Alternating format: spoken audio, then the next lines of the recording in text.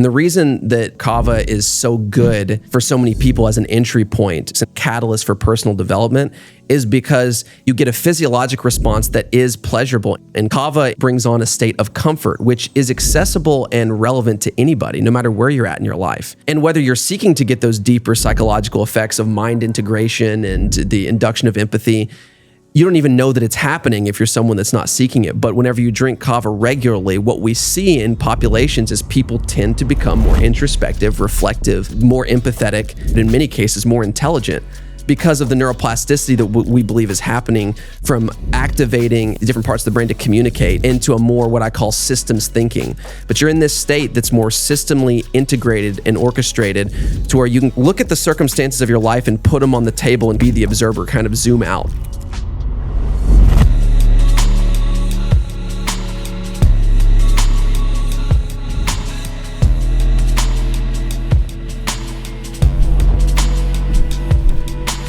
Cameron, thanks for being here. Josh, man, thanks for having me. You have been so cool. It's been like 2 years coming that we were wanting to do this podcast, and there's so much misconception out there about plant medicine in general, but specifically kava, which has really come to be one of my favorite plants. Like, it's just this loving, warm hug from a grandma, but it doesn't blast me into the fifth dimension. Yeah. For people that don't know anything about you, man, just give us the 30,000 foot, don't go super deep. Mm-hmm. Give us the 30,000 foot view of what is kava today? Mm-hmm. How is kava seen in the marketplace? And then we're going to dig so much into your story and all the things you've been through. I'm going to share y'all about how kava supported me during Carrie's birth with our daughter Naya. Yeah. So there's a lot to talk about today, man. It's a super important topic. But yeah, tell us about what kava is today, and maybe just a quick, brief history of kava. Let's start there. So very simple and practically, there's a lot of things that kava is, right? Because kava, just like any other plant medicine, is a living organism, just like we're living organisms. And unlike pharmaceuticals that are just kind of like non-intelligent single molecules extracted from nature, kava is a complete living system that has a multitude of different effects. It's multidimensional, just like cannabis is. There's all these effects, and it's compatible with human biology because it comes out of the same ecosystem that we come out of, obviously, and the same intelligence, root intelligence. But very simply, kava is mostly a plant-based social drink that builds mental health and performance, right? So that's as far as the practicality of sort of like the modern uses, that's what it's most beloved for. And in the South Pacific Islands, so it's a plant-based elixir that's prepared from the roots of a shrub-like plant from the pepper family called Piper methysticum. And it's from the South Pacific, like Polynesia, Melanesia, Micronesia. So it's from Oceania, basically, right? And it's been used in these cultures as sort of like the foundational fabric of the social structure in all of these cultures, and really has helped to shape the communities and the spiritual framework even of these cultures, right? It is their most sacred substance that has been used in individual villages that are more rural, and you know some of the more urbanized areas that have become more Americanized even in today's world. But it's sort of like the pillar of the social fabric. It's known as the drink of peace. It's known as the great connector in a sense, right? Because that's probably its greatest identity as a living organism, is that it is a protector, number one. It's a great protector, how it sort of embraces and protects and helps the body process built up stress and trauma in the body.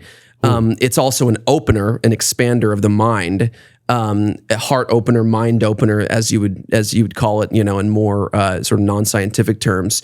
But then it's a connector, and that's the result, right? Is that whenever you're safe, whenever you're open, you can connect easier, right? And then whenever you breathe deeper as well. Yes, exactly. You can feel more safe in your body where you live. Which the connection facilitates creation, which is like really allows you to create better circumstances in your relationships, better circumstances in your life. There's a creativity aspect even to the integration of the mind that comes from kava.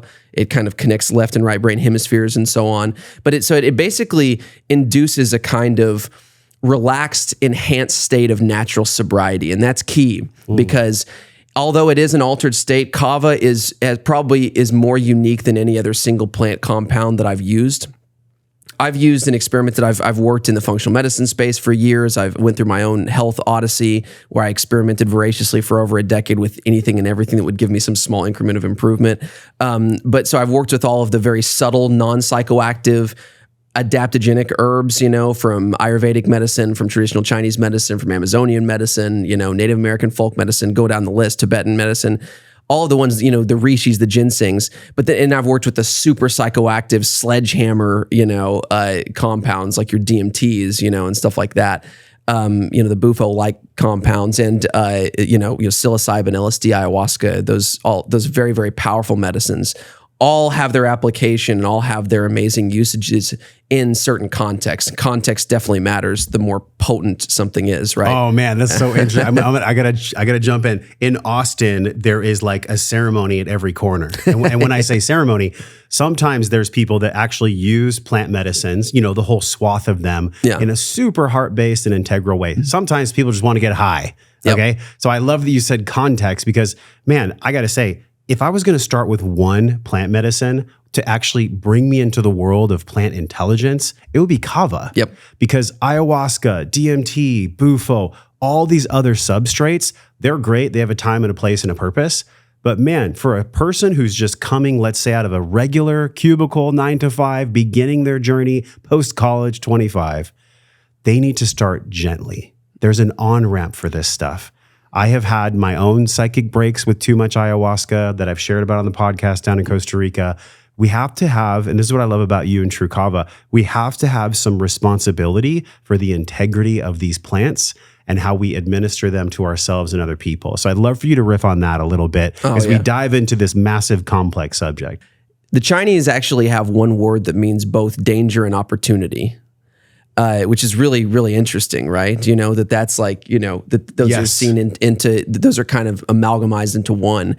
It's in a movie called Finding Joe. Oh, yeah. I'd say, yeah. Okay. That's where I learned about that. Yeah. The Chinese symbol is for crisis, is danger and opportunity. Yes, exactly. I love that. And that's sort of at the epicenter of when we kind of step into this whole, it actually is very representative of the time that we live in general. There's a lot of big risk right now. Of this rapid acceleration, whatever you call it, singularity, acceleration of consciousness transformation, et cetera, as we move, into this technological age where a lot of things are converging and the rate at which things are converging and developing and quickening is accelerating as well too. There's risk and opportunity there. But probably the most powerful tools that we have on this planet for quickly shifting a person's perspective and consciousness and expanding their sense of self and awareness in relation to the environment, other people, and themselves and the universe, existence, are psychedelic compounds that we know of. Like there's nothing that will switch you on and blow open your crown chakra, however you want to characterize it. It might make you shit your pants compounds. too. Absolutely, yeah. So be careful, y'all. Now, and so a lot of people, the initial thought would be like, well, that's indiscriminately a good thing. But not necessarily. Context definitely matters, right? And they bring you into a state where there's great danger and opportunity, right? So if a person is not very grounded and doesn't have the potential for integration, doesn't have the perspective, the framework, the support, a kind of structural framework in place for integration, then you can see too much and there's nowhere and nothing to integrate. There's nowhere to integrate it and there's nothing to do with it. And so now you've seen certain truths that you can't properly decode and interpret, and it can just be a bunch of noise, and it can also be tormenting to a person. Sure. A lot of people don't talk about this. A lot of people will go into ayahuasca ceremonies to deal with addiction and things like that, or at least with the idea or the thought process of trying to address that.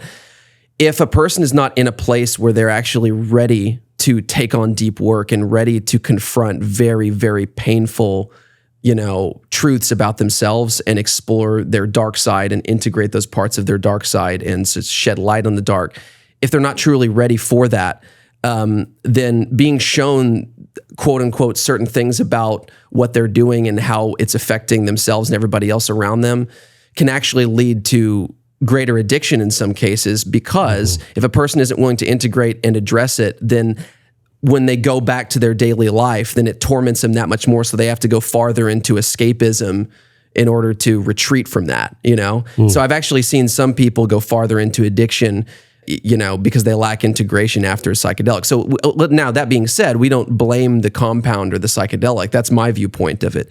These compounds are, like I said before, they're living organisms, right? And they have certain characteristics, a certain pharmacology. And from my perspective, there's not necessarily a moral dimension to them. The moral dimension comes in with the application and the usage, right? So it's like a tool, like a scalpel. You can save someone's life in surgery if it's very carefully, forensically targeted, or you can easily kill yourself with it, you know? And so it's important to just understand that danger opportunity ratio whenever, in anything in your life, obviously, because in order to progress with anything, you have to take risks in your life, right? We know that being too safe and being overly protected leads to weakness and atrophy, right? That's the biggest risk in the world. Playing it safe your whole life. I think, you know, Jordan Peterson talks about this a lot. You know, it's like there is no riskless path. It's like, what are the risks of doing nothing in your life, right? What are the risks of not taking a risk? No doubt, man. I want to steer us back because one other thing Jordan Peterson said that I love. I love that you bring up like someone that I've been reading all of his books for the past 5 years. He has such good wisdom, and he said something pertaining to exactly what you and I are talking about. He said, when it comes to plant medicines and psychedelics in general. And by the way, kava is a plant medicine, so this is included in the conversation. Be careful of unearned wisdom. Yep. You actually have to earn your wisdom. You can't just be 21 years old, you know, did a bunch of acid and then go fly down to Costa Rica and drink plant medicine for 5 days. That's not going to get you the spiritual courage or maturity that one needs in order to deal with true trauma. And the reason I said that is because I think it's so important for people that are like literally just maybe even hearing about the concept of plant medicine to know that like there is actually a gentle starting path. The medicines of which you speak, in my opinion, are very advanced. I think that someone needs to bolster themselves and fortify their own nervous system and their own psyche and their heart and their awareness about who they are and what they're here to do way before they go to those medicines. That's my opinion. We can jam on that later a little bit. But for somebody that is starting, maybe just letting go of alcohol, letting go of marijuana addiction, letting go of addiction of any kind, which we know that it's something we're attached to outside of ourselves. It's a lack of safety that we feel in our body. That's what creates all addiction, whether it's Mate or anyone else talking about it. So maybe talk about that, how kava can really help people at the stage of letting go of alcohol, letting go of a deleterious thing that's actually harming their health for the long term. How does kava come into the nervous system, and how does it actually work to give people this sobriety high, right? Because you're sober with kava, but it's giving you a heart opening. It's doing something really special to the nervous system, which I feel every single time I drink. It's amazing. No, it's amazing. I'm glad we brought it back to this here because so in the cultures in the South Pacific, like I mentioned before, kava is really their foundational, most sacred medicine in Polynesia, right? And they have access to different things. They have access to psilocybin mushrooms and some of these harder hitting, like, you know, sledgehammer compounds. But they have a kind of wisdom and a kind of saying around kava that the most potent or the most powerful or therapeutic or relevant medicine isn't necessarily the one that hits you over the head with the sledgehammer the hardest. It's the one that's most versatile, that can be taken and integrated, that you can form a closer relationship with, and that a larger percentage of people can collectively use to be able to get on a collective wavelength of, you know, connection and understanding to create the process and the opportunity for personal growth collectively, right? As I was kind of alluding to before, I've worked with this huge spectrum of medicines and have a good amount of experience because of just the sort of, you know, destiny of my process that I didn't choose to get into this world. I was forced into it from being sick, but that led to a kind of desperation where my back was up against the wall, where I was just voraciously, you know, experimenting with anything and everything to get my own life back, which then evolved into an inspiration later on once I got out of desperation mode, where I see the transformation that can occur. But, you know, so basically, out of all the plant compounds that I've used, of all these different living organisms, everything from ginseng to DMT, right? From ginseng to ayahuasca, right? Or even foods, you know. That's a big basket, dude. You know? Yeah, exactly. It's a lot there. I can't say, and I have the unique experience of getting to work, you know, clinically with thousands of, you know, physicians, where I get these large pools of data where we're actually seeing it in the very sick and people who are very fragile, and that is a great That's a great sort of, testing realm, because if you understand how the most sensitive interact with certain things, it's sort of like the canaries in the coal mine. Then you get a really good understanding, not only from my personal experience from being really sensitive and sick, but you get sort of a large pool of data of how people respond to different things and what the likelihood is of success, in the early stage, in the beginner stage, like you're talking about, when people first get into certain things versus whenever they're at it for a longer period of time. And I can't say that I've found a single organism or plant compound that has a greater therapeutic effect to drawback ratio than kava. And what do you mean by drawback ratio? So drawback meaning, possible side effects or stipulations that could bring about dangerous consequences, right? So that danger piece, right? Yeah. So in other words, the risk profile. Right. Mm-hmm. So the risk, both physically, psychologically, and emotionally, is extremely low with kava. If you get the right stuff, and that's a stipulation, because there are ways that you can manipulate the structure or use the wrong parts of the plant that have led to some belief systems even around safety, which are all unfounded if you're actually working with kava as a food in its food form and medicine. But the risk profile is virtually nil. Kava is an extraordinarily safe medicine. Now, I mentioned before that I view all of these medicines as living organisms, and I view every single time you seek out a plant medicine of any kind, whether it be an adaptogenic herb that's supposed to be therapeutic for your immune system, like a reishi mushroom, or whether it be something that is less physically nourishing, but that could be very, very nourishing or open up the opportunity for nourishment for your psyche, your emotions, and spiritually, like say ayahuasca. Each one of these compounds are living organisms, and when you bring them into your life, I see it as forming a relationship with another organism, just like you and I would form a relationship as we get to know each other, right? And it's important to understand that just because something's natural doesn't mean that thing is ready to have a relationship formed with it. Just like all people, right? We look at the landscape of people in the world. Is every person in the world someone you want to form a relationship with? No.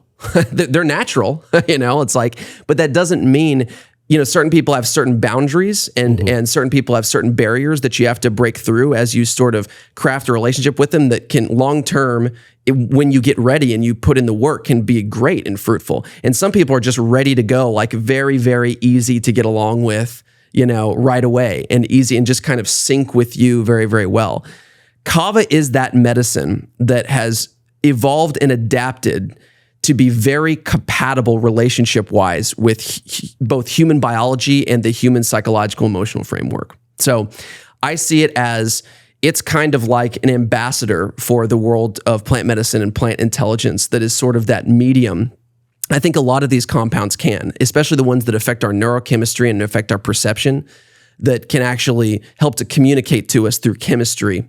I believe that everything in the psychedelic realm, there's at least, theoretically, I like this model of these compounds acting as somewhat ambassadors between us and base consciousness and base, ecological intelligence, meaning that they can't talk with us like higher vertebrates can and use these kind of sounds that you and I are making that our brains decode as language, but they communicate to us through chemistry. Whenever you take them, you have a very large percentage of people who take them have this undeniable feeling, whether it's true or not, undeniable feeling and experiential circumstance that I'm getting a message that's coming through, right? That it is acting as a medium that's opening that link and regenerating and reconnecting that link between base intelligence and your ego, the sort of base framework of the ecology, the intelligence that we're all an extension of. It's so wild because most human beings, and I did this for fucking sure in my 20s, they go to alcohol because alcohol, even though it makes people,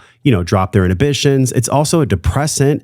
It radically shifts the liver and the gut biome and just health in general. I mean, everybody knows, I personally can go the rest of my life, I'll say this right now, without ever having one drop of alcohol ever again. And I would be the wiser and the healthier and the smarter for it. Yeah. I'm not anti-alcohol, it's just not for me. Maybe some people's constitution can take it. But why are people actually doing that in the fucking first place? They're doing it in the first place because they want to feel safe. They want to feel expressive. They want to feel connected. They need, in your terms, a liaison between this dimension 3 and 4 and 5, where there can be this expression and creativity. Do you find that's the number one thing with people that come to Kava. They've been drinking alcohol, they've been maybe addicted to other things, and they just want to have that same feeling, but better, and not have any deleterious health consequences. Yeah, the beautiful thing about Kava, kind of like we touched on before, is that it is a therapeutic organism that really helps to nourish some of our core foundational needs,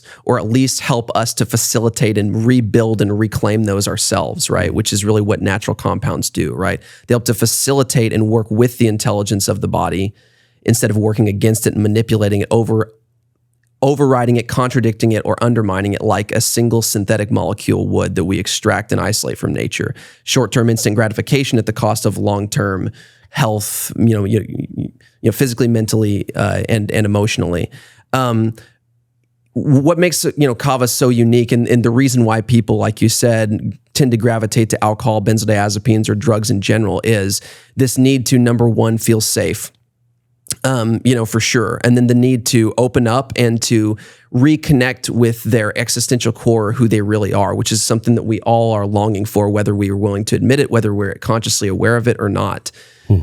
We are all longing for genuine human connection, both to our existential core, to finding ourselves, to longing to be the person who we were meant to be, the person that's deep inside of us, the person that is at that foundational existential core that's connected with the intelligence that is everything, in my view. But we also definitely, it's undeniable that we long for human connection with others. And if you believe, whether you believe or not, but if you have entertained, the concept of sort of the unity principle, or sort of the Gaian principle in and of itself, is that we all, under that model, are all one collective consciousness experiencing itself subjectively anyways. And so really it's about connection and sort of, integration into that sort of unity thing. And that's real quick. I love how you dropped in a physiological and psychological bomb that would blast open any spiritual teacher for like 10 years. I love how you just dropped that on us when I asked you about alcohol. It's such an existential question, right? Like, what are we doing here? What's the purpose of this? Where do we come from? I think that's really cool. I like how your mind works, because I asked you a question about alcohol and you brought in spiritual depth to it and the God principle. So I just wanted to point that out, because, man, there is spirituality in everything, whether or not we want to admit it to ourselves. And I'm sure that's probably what fueled your path to go through your health journey, to be sitting here with me right now, and to be serving hundreds of thousands of people. Is it globally or US?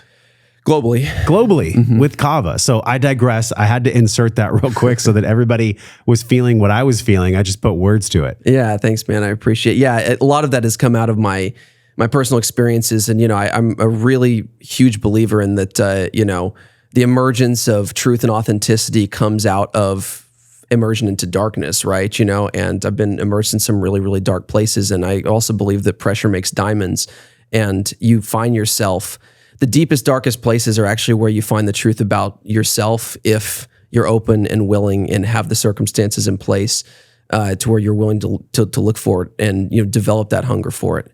It came out of desperation. Like I said, it turned into inspiration, but it sort of set the whole pathway. If you were to talk to the earlier version of me, 20 years ago, if we were sitting at this table 20 years ago, that I wouldn't have used any of that. What would you have said if you were sitting here 20 years ago? What might you have said if you were talking about how to feel good or how to live your life? I probably would have I probably would have seen it in more, from a more totally reductionist standpoint, right? If we're talking about Kava, I would have just said, well, it feels like it most likely, relaxes your nervous system, or may have talked about the science of GABA receptors and this and that, and then said, well, alcohol does something similar. It makes you feel good. It opens you up. Mood, relaxation, mental clarity. Probably would have talked about it on those dimensions, which is all part of it. That's all part of it, but that's sort of like the extension. That's like, on the surface a little bit. And that's where most people start, right? Yes, there. Exactly. And there's nothing wrong with that. Yeah. How can I get a gratifying result now? Yes. Which is why the product, I think, is doing so well. It does give people pretty much an immediate gratification.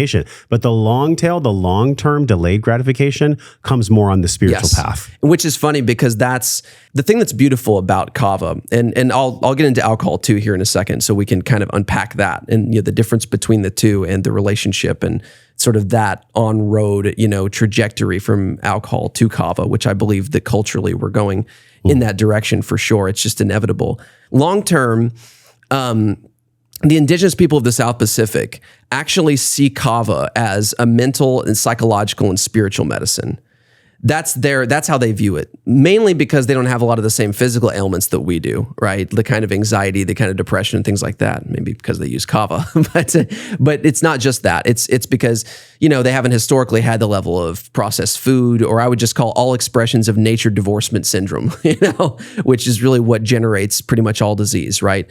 Anytime you take steps away from the base intelligence of what you are, you're actually separating yourself from yourself, and you're overlapping and working against yourself. And that is generating every expression of, disharmony and, dis-ease, which leads to every kind of ailment and the manipulation of your mind, body, spirit system. But the indigenous people see kava as a psychological and mental medicine that actually builds mental health and mental fortitude and emotional maturity over time. It builds wisdom in a person, or creates the opportunity for wisdom to be built. The medicine doesn't do it itself, but it opens up the pathway and the doorway for you to increase your senses to be able to develop as a human. They see it as a developer of the mind and a developer of the emotions, and they see it as something that helps to bring out that authentic existential core in a person and to manifest itself collectively. And when you do that in individuals, remember, healthy cultures are made up of healthy individuals, right? So it all starts with the sovereignty of the individual. That's another Jordan Peterson thing, right? It's like, I truly believe in that, right? Because in order to have a good, healthy culture collectively, it starts from your internal paradigm, your perspective, your belief systems, your thoughts, which that's the place that you are internally. So, of course, there are these physiologic effects with kava. And the reason that kava is so good for so many people as an entry point to all aspects and a catalyst for personal development is because it gives anybody, even a person who's really not seeking personal development, or at least not consciously seeking it, it gives everybody, there's something in it for everybody, where there's that sort of catalyst hook there where you get a physiologic response that is pleasurable and comfortable. Kava, in a lot of ways, brings on a state of comfort, which is accessible and relevant to anybody, no matter where you're at in your life. And whether you're seeking to get those deeper psychological effects of mind integration and the induction of empathy, you don't even know that it's happening if you're someone that's not seeking it. But whenever you drink kava regularly, what we see in populations is people tend to become more introspective, reflective, more empathetic, and I would just say across the board, in many cases, more intelligent, because of the neuroplasticity that we believe is happening from activating and allowing these different parts of these different hemispheres of the brain, left and right, the different parts of the brain to communicate into a more what I call systems thinking, where high doses of kava, something similar happens with all psychedelics, except for you maintain total sobriety and it's happening in the background, which leaves you functional and you can use it more often and regularly. But you're in this state that's more systemly integrated and orchestrated to where you can kind of look at the circumstances of your life and put them on the table and kind of be the observer, kind of zoom out. And this is a characteristic of all psychedelic plant medicines. It's because they connect these parts of the brain. Normally, you're in fight or flight, or you're in everyday waking sort of productivity consciousness, right? That's fueled more by like stimulants and caffeine that bring you into this monofocused, get things done, productivity, very, very much executive thinking kind of state of consciousness, which is very useful, but it is also incomplete if you don't have this sort of more introspective, reflective side, at least at some point integrated into your daily life, which comes through meditation, many other things. Kava, in many cases, is kind of like meditation in a drink to some degree, but because it helps to bring on this sort of state of integrated systems thinking, where you can see the big picture and you can see the circumstances of your life like they're on the table, and you can start to connect dots. You start to see pictures instead of pixels, right? And whenever you can do that, you start to look at your life in the same framework that an engineer would look at a schematic, right? Where you can see the entire machine instead of being focused in these individual compartmentalized parts of your life. And now you can start to see how everything fits together, so you can start to work on it. And you're like, you're making me think of Tom Cruise in Minority Report, where he had that gloves and the windows. What was that thing? Pre-contemplation? They would arrest somebody before they do the precogs. The precogs. Yeah. I love that movie because I thought, wow, that's how all of our brains work. We all have these photos that are kind of flashing before our eyes at all times, but are we actually looking at them? And really, like, do we even have the courage to look at them? Which is really why I think alcohol exists. I don't know when it started. I think it was in the 1300s or 1400s or whatever it is. But if you had to articulate, maybe in a few sentences or more, why do you believe that so much of the populace and so much of our societal conditioning is around get drunk after work, get drunk on the weekends, so you can, quote, slog it through the week? Literally, it's a societal continuum that is so unhealthy, and I fell into it for many years. Most people that go to college, it's all about drinking, keg stands, parties, stuff like that. It's literally woven into the fucking fabric of our culture, and it's very sad. Because I wonder how many more people would be empowered and free if they weren't literally in a jail cell, shackled by partying and all these things that might give them a temporary high, but they're really just looking for reprieve from stressors they're not even aware of. So 100%. What do you make of this? Like, what do you make of our societal conditioning in this almost tapestry that everybody gets introduced to at like 18? Well, this is what life is. You go drink, you go party, you do these things. What the hell? Where did that even come from? Yeah. What is the answer to that? Kava being one of them. What do you think about that? Yeah, it's a model of reality, right? And we all there are collective models that precipitate like a virus in a host, right? You know, that it just becomes a collective idealistic sort of mentality or non-idealistic mentality. That is a model that we kind of inhabit, you know, and partly what psychedelics do is they deconstruct that model and bring you back to the base of, the base fabric of your intelligence and your consciousness, to where you can look at things objectively and kind of see them outside of the model that's been presented to you, that your mind has been molded into. And you start to see everything, all of your belief systems, everything from the structures of how we're even taught to think about certain things, everything even from mathematics to science to history to everything. They're all models that we've been given, and we've been integrated into these models. And some of the models are really good. Some are incomplete and some are just totally nuts and probably are best to be broken or discarded. But they're all models. I think this is a really, really important thing to hit on. I'm so glad that you hit on it, of like, the discussion around, first of all, why we're drawn to alcohol and why we're drawn to altered states of consciousness to begin with. Now, this is really important to understand historically, anthropologically, and contextually. Every single culture in the history of human civilization, or even before human civilization, when we're talking about just being hunter-gatherers, we are obsessed with altered states.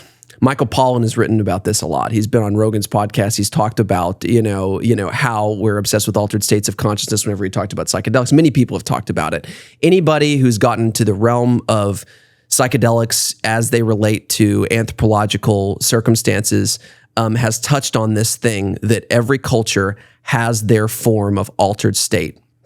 And I think that humans, as we evolved out of being, less complex mammals, primates, or just this different thing where we're very different than any organism that exists on the planet with the level of complexity. Once we had the self-awareness to be able to manipulate our environment and had some level outside of just our normal survival processes of just existing in the now, and we can actually experience a perception of the past and of the future and all these different things. Being in that state of mind and developing that is also one of those danger opportunity type of situations where it can drive you mad in trying to figure out, how to exist and how to even stay sane with a level of consciousness that can perceive what the past is, remember the past, live in the past, or live in the future, anticipate the future, the anxieties of the future.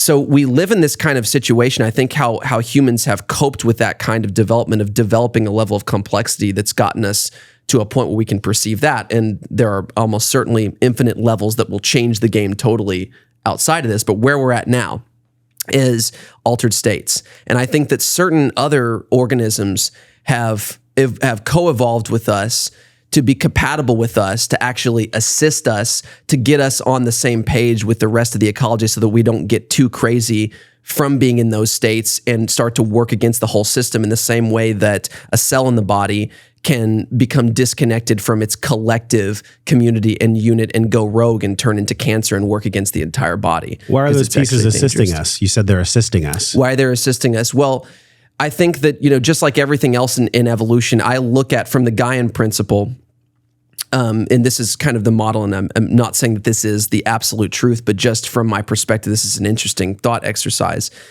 Under the Gaian principle, if on this planet we all are one collective consciousness that is not individual units, but it's all one collective system, just like, if you've heard the principle as above, so below, the microcosm, we are the microcosm of the macrocosm, right? In this existence that whatever we live in a, fractal holographical reality with where in everything is contained everything, a smaller version of everything, right? So let's just say the collective mind of planet Earth, for example, being the macrocosm of the human brain, which is also a collective mind.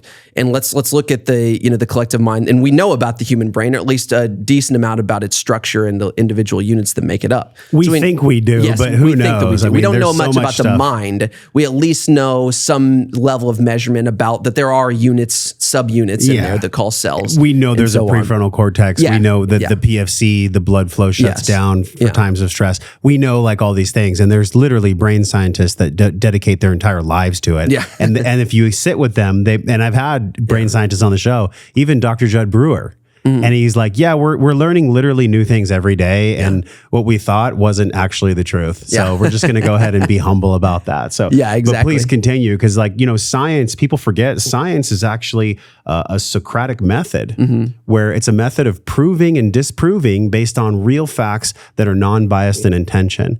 And unfortunately, because of the world, which we're going to talk about pharma today because it's super important, there's so much bias that's injected, keyword, that's injected into pharmaceuticals and injected into society that science now has become a god itself, which is quite troubling to me because you've been mentioning a lot of concepts about God and about oneness and unity. And unfortunately, where we are and why I think so many people are here with us on the podcast is we feel it to be different than what we are told. Yeah. We just know that it's different in some way. Yeah. So go a little bit more deeper. So there is a very distinct difference in my view between the scientific method, which is the objective method of through the language of mathematics, the process of building evidence towards a greater collective understanding of any part of reality, which is not a destination. So any time that the conversation goes to the term the science is settled is actually the complete antithesis of what the scientific method is. And now we're in scientism. These motherfuckers that say trust the science, I'm like, actually trust the money that trusted the science. Exactly. And what is the science too? What exactly does that even mean? For any perspective or if you've ever, read anything about any litigation or court case where someone is being sued, for damaging a large percentage of people, like say Monsanto with glyphosate, or non-Hodgkin's lymphoma and so on and so forth. Yeah. You always have two sides. You've got the prosecutor, you got the defense, and each one have scientific advisors, that are presenting science, right? So who's right? And so it's one of those things. Any kind of situation where there's scientific controversy. Now, the quality of science is dictated about how much more complete it is and the variables that it addresses, right? There's complete and incomplete. And unfortunately, there's not necessarily, there's a lot, most people don't know how to discern those two. If you have enough money and you put, a nice, shiny label on this stack of scientific literature, no matter how incomplete it is, or no matter how much it was structured to distort the perception of the reality by omitting certain details and leaving in others, say, i.e. any kind of pharmaceutical drug that's led to the deaths of hundreds of thousands, Vioxx, for example, that was later, it came out in the discovery and in court, obviously, that Merck knowingly kept out, a large percentage of studies that they had done because they're not legally required to submit those, and only kept in studies that they funded and structured that left out certain details about cardiac events, et cetera. So they knew the 40%, prevalence of cardiac events in X number of people, et cetera. It led to the death of over anywhere from 200 to 500,000 people. Have you seen that documentary, American Pain?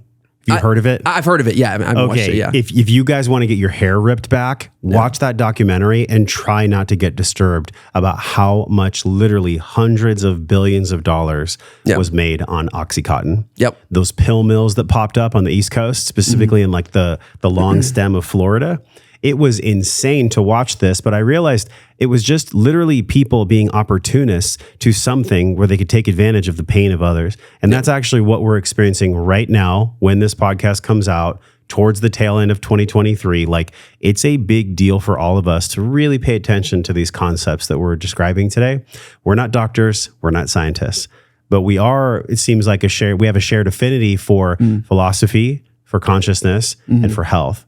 And with those things, for me being now 25 years, and for you, I assume the same, at least 15, 20 years, your own health journey, me being 280 pounds, like, walk a mile in somebody else's shoes, regardless of what letters are after their name, and trust what you feel in your body compared to what the certificate on the wall says about the applicability of the information that's being shared. In other words, sharpen your own intuition before you just outsource your health to pharma and doctors and all these people that, by the way, they're not the enemy, right? There are good people in those industries. Unfortunately, there is a Wetiko, to quote Paul Levy, that has been overshadowing so much of this in the name of finance, in the name of unconscious capitalism. I'm a conscious capitalist. I know you are. I think there's good that money can be used for, but it has to be clean with the intention, which is what you talked about with the tribes anyways. Their intention is so pure as to why they even use the root, the kava, that the intention is actually medicine stacked right next to the plant medicine itself.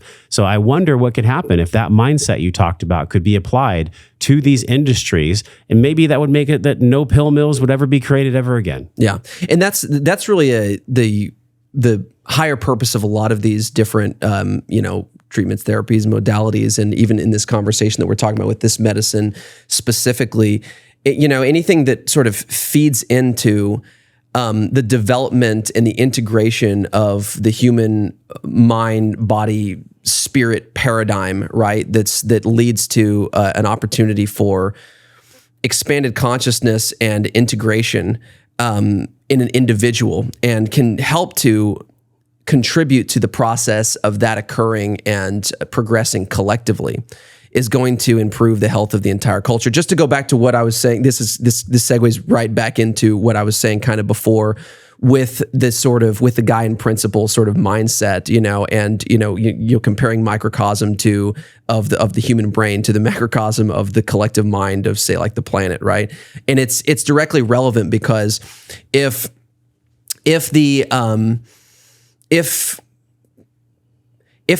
planet Earth is a collective mind, and what makes up that collective mind are individual units of consciousness, right, that can work collectively to either create a healthy ecosystem or a non-healthy ecosystem. The human brain is the exact same thing. There's 100 billion neurons, there's trillions of glial cells that are in there, and they either work in sync in communication with each other, or they work against each other, right? And that we call that disease, right? Now, if all of those cells in the body, and the 70 trillion cells in the body, the 100 billion neurons in the brain, whenever they're connected to their base substrate of intelligence that runs the whole thing, right? Then they default into a state of symbiosis. They default into a state of essentially harmony and symbiosis, where they go into the state where everything just works, right? And that's because there's a collective intelligence behind that that's governing it. And that's undeniable, regardless of you look at it from a scientific perspective or sort of more of an introspective, philosophical perspective, because you don't have to tell your heart to beat. We don't have to do anything for a heart to beat. We don't have to tell our body to breathe. There is an intelligence that is naturally running this thing, right? Whenever we go out into our backyard, who's telling this grass to grow, right? Who's telling the bark on the tree to thicken? Who's telling what's responsible for even instincts, or all of the different species that are cohabiting together to create an ecology where everything sort of works in somewhat tandem and balance if it's healthy. And whenever it starts to go astray and manifest expressions of imbalance, that's whenever it starts to fall apart, right? So that ecology is going on inside of our human body as well too, in the same way that it's going on outside in the world, right? So, if individual units of consciousness that make up the health of the human brain, right, would be, say, neurons, right? People and living organisms are also cohabiting organisms that are either in sync with each other, in sync with that substrate intelligence that governs everything, or we're out of sync with it, and then we start to manifest every expression of isolationism, which is the same thing a cancer cell does, when it loses energetic and electrical communication in the body. That's what all disease is. It's the breakdown of cellular communication.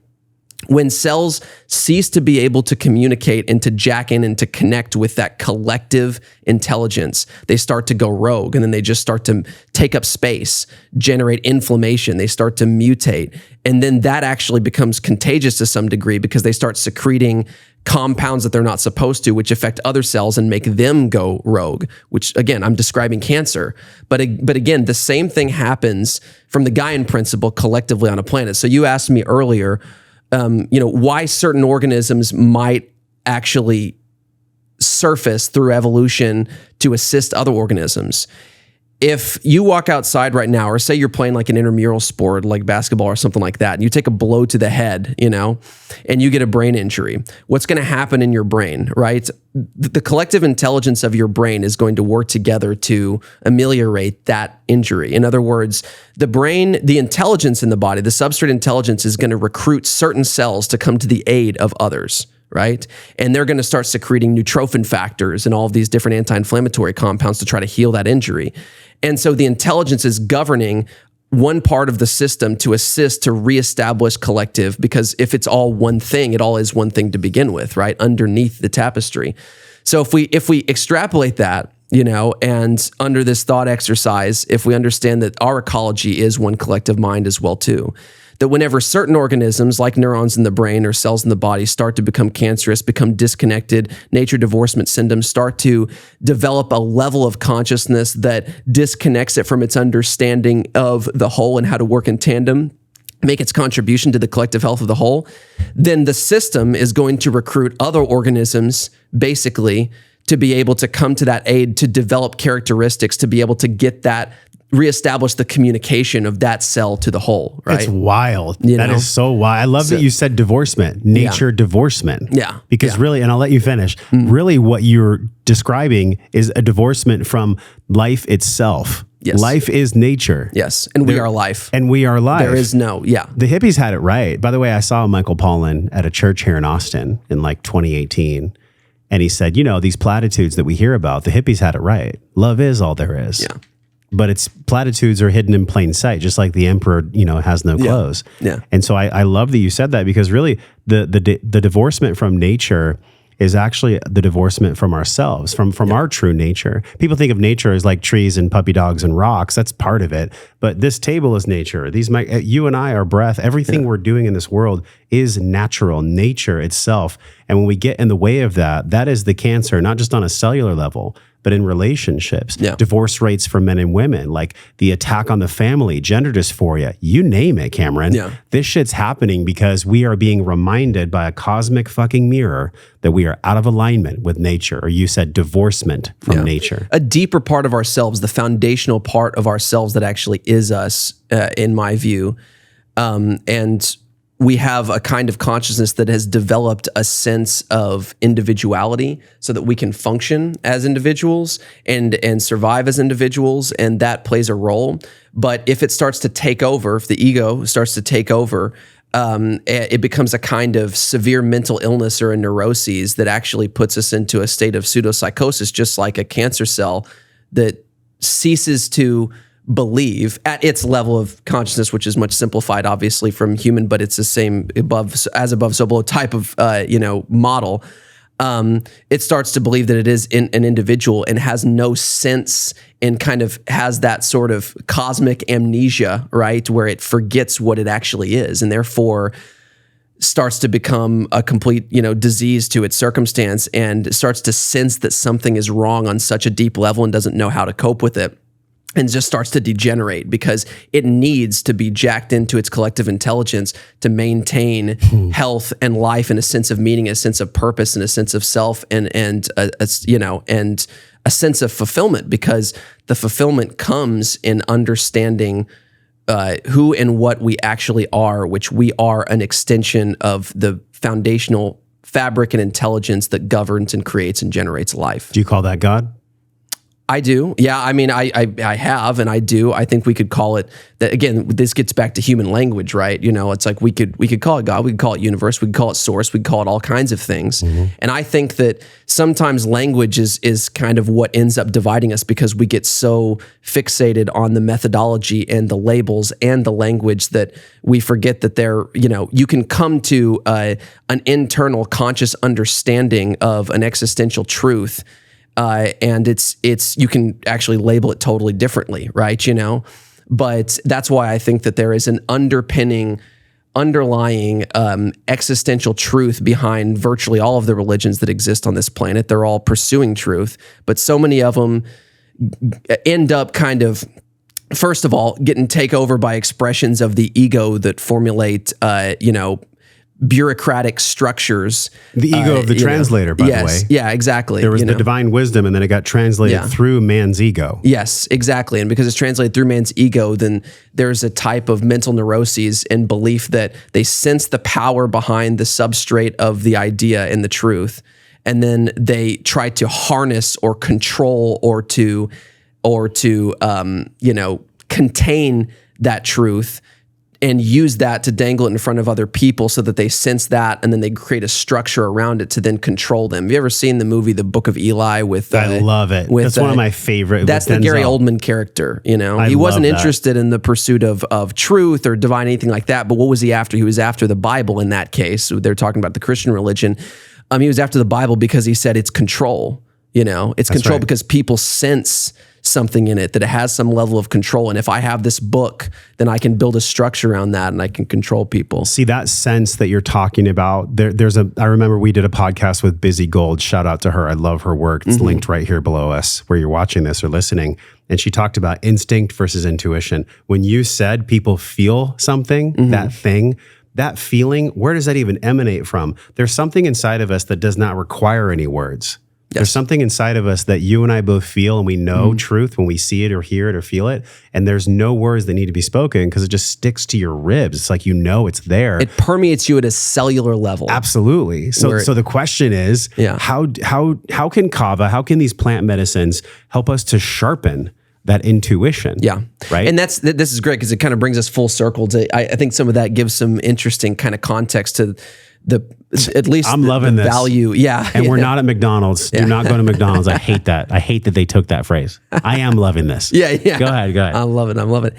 Yeah. I mean, I think that, just to give context, to that whole principle and about what we talked about with, say, like that, the Gaian model and, states of consciousness and all of these the strategies that you talk about on your show and everything we talk about in the world of health and wellness and personal development and just trying to make tomorrow better than today, be a better person.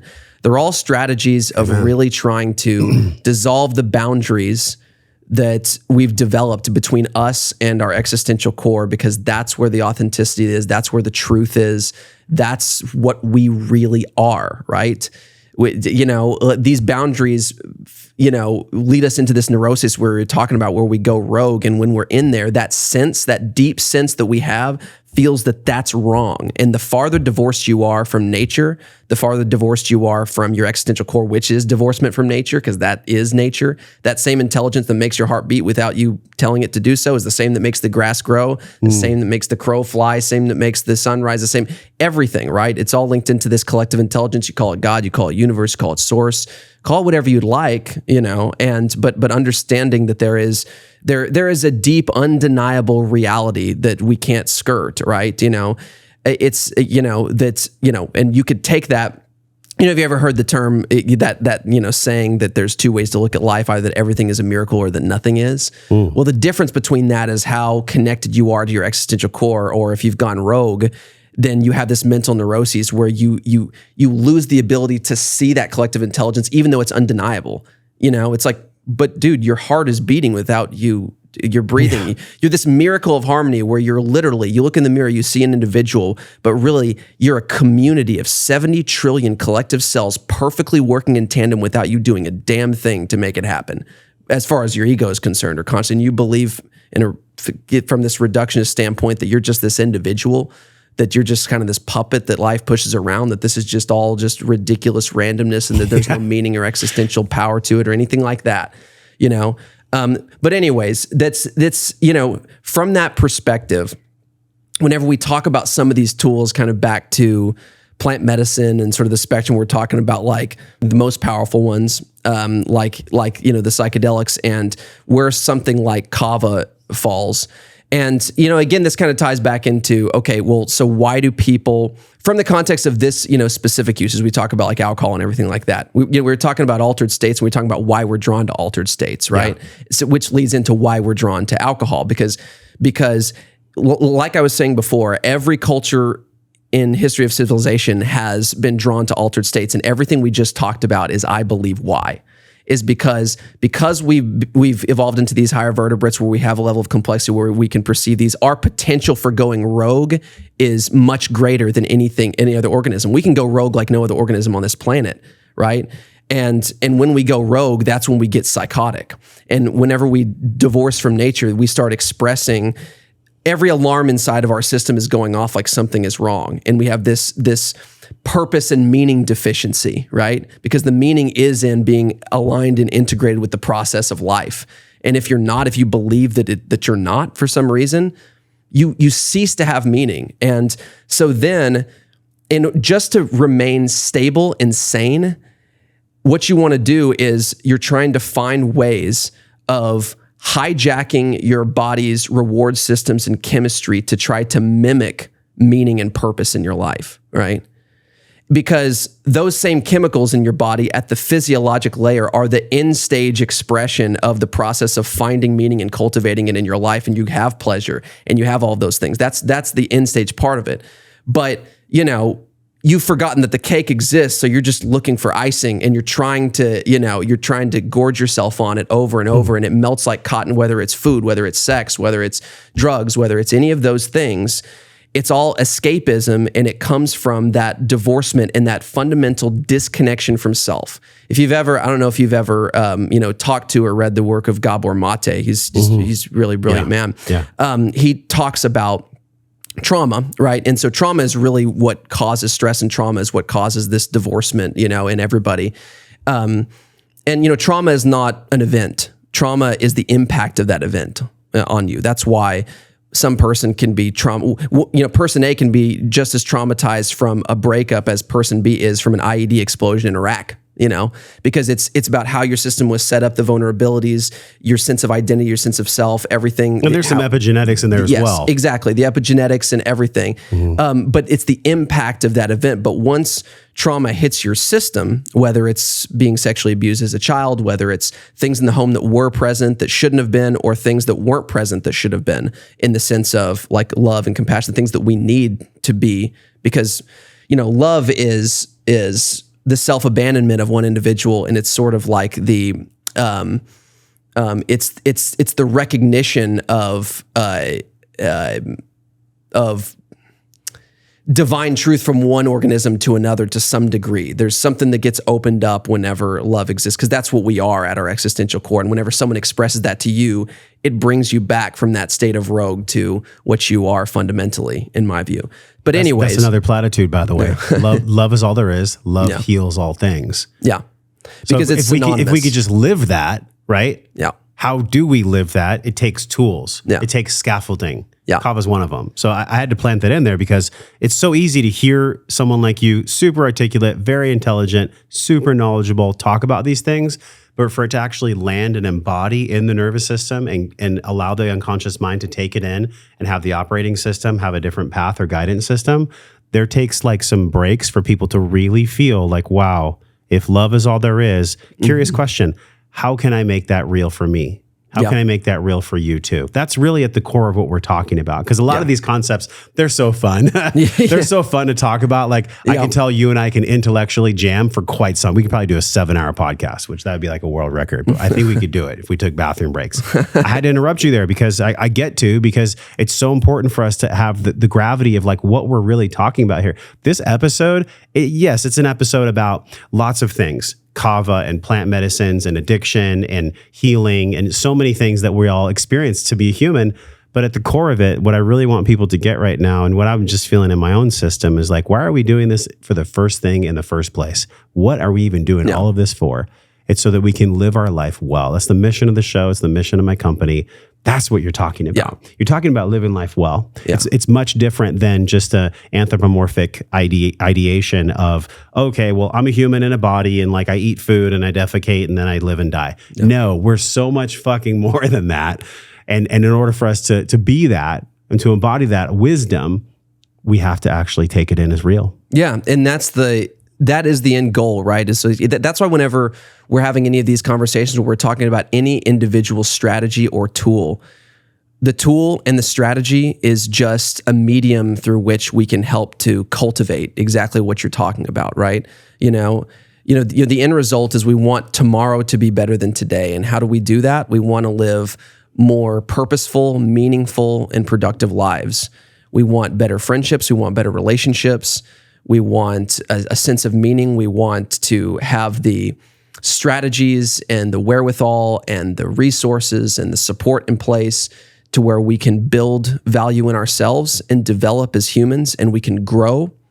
And this is a Tony Robbins thing, the two things. It's because this leads into this whole conversation, or this plugs into the whole conversation about certain escapist compensatory strategies that people use whenever they do go rogue, like we were talking about, versus actual, actual deep work, right? That's actually going to get you the result and get you back to baseline and get you back to that highest level of who you are, your highest potential and the you that was meant to be you, your most authentic self, I guess you would say. But growth, personal growth and giving are the two things that actually make people happy. And the social sciences even tell us that, all the studies actually show us that as well too. It's not, there's a difference between happiness and pleasure, happiness being fulfillment, right?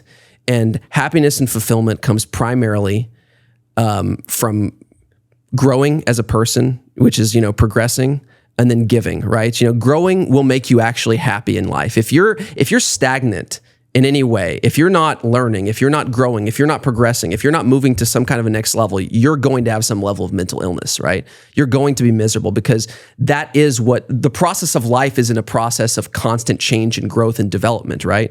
If you were to go and to tie tie huge ropes around a tree and keep it from growing, it would struggle and it would, it would eventually break through. You couldn't contain it. But I mean, It was like, it's one of those things. Growth is crucial for not only human development, but for happiness and for true fulfillment and having a meaningful life.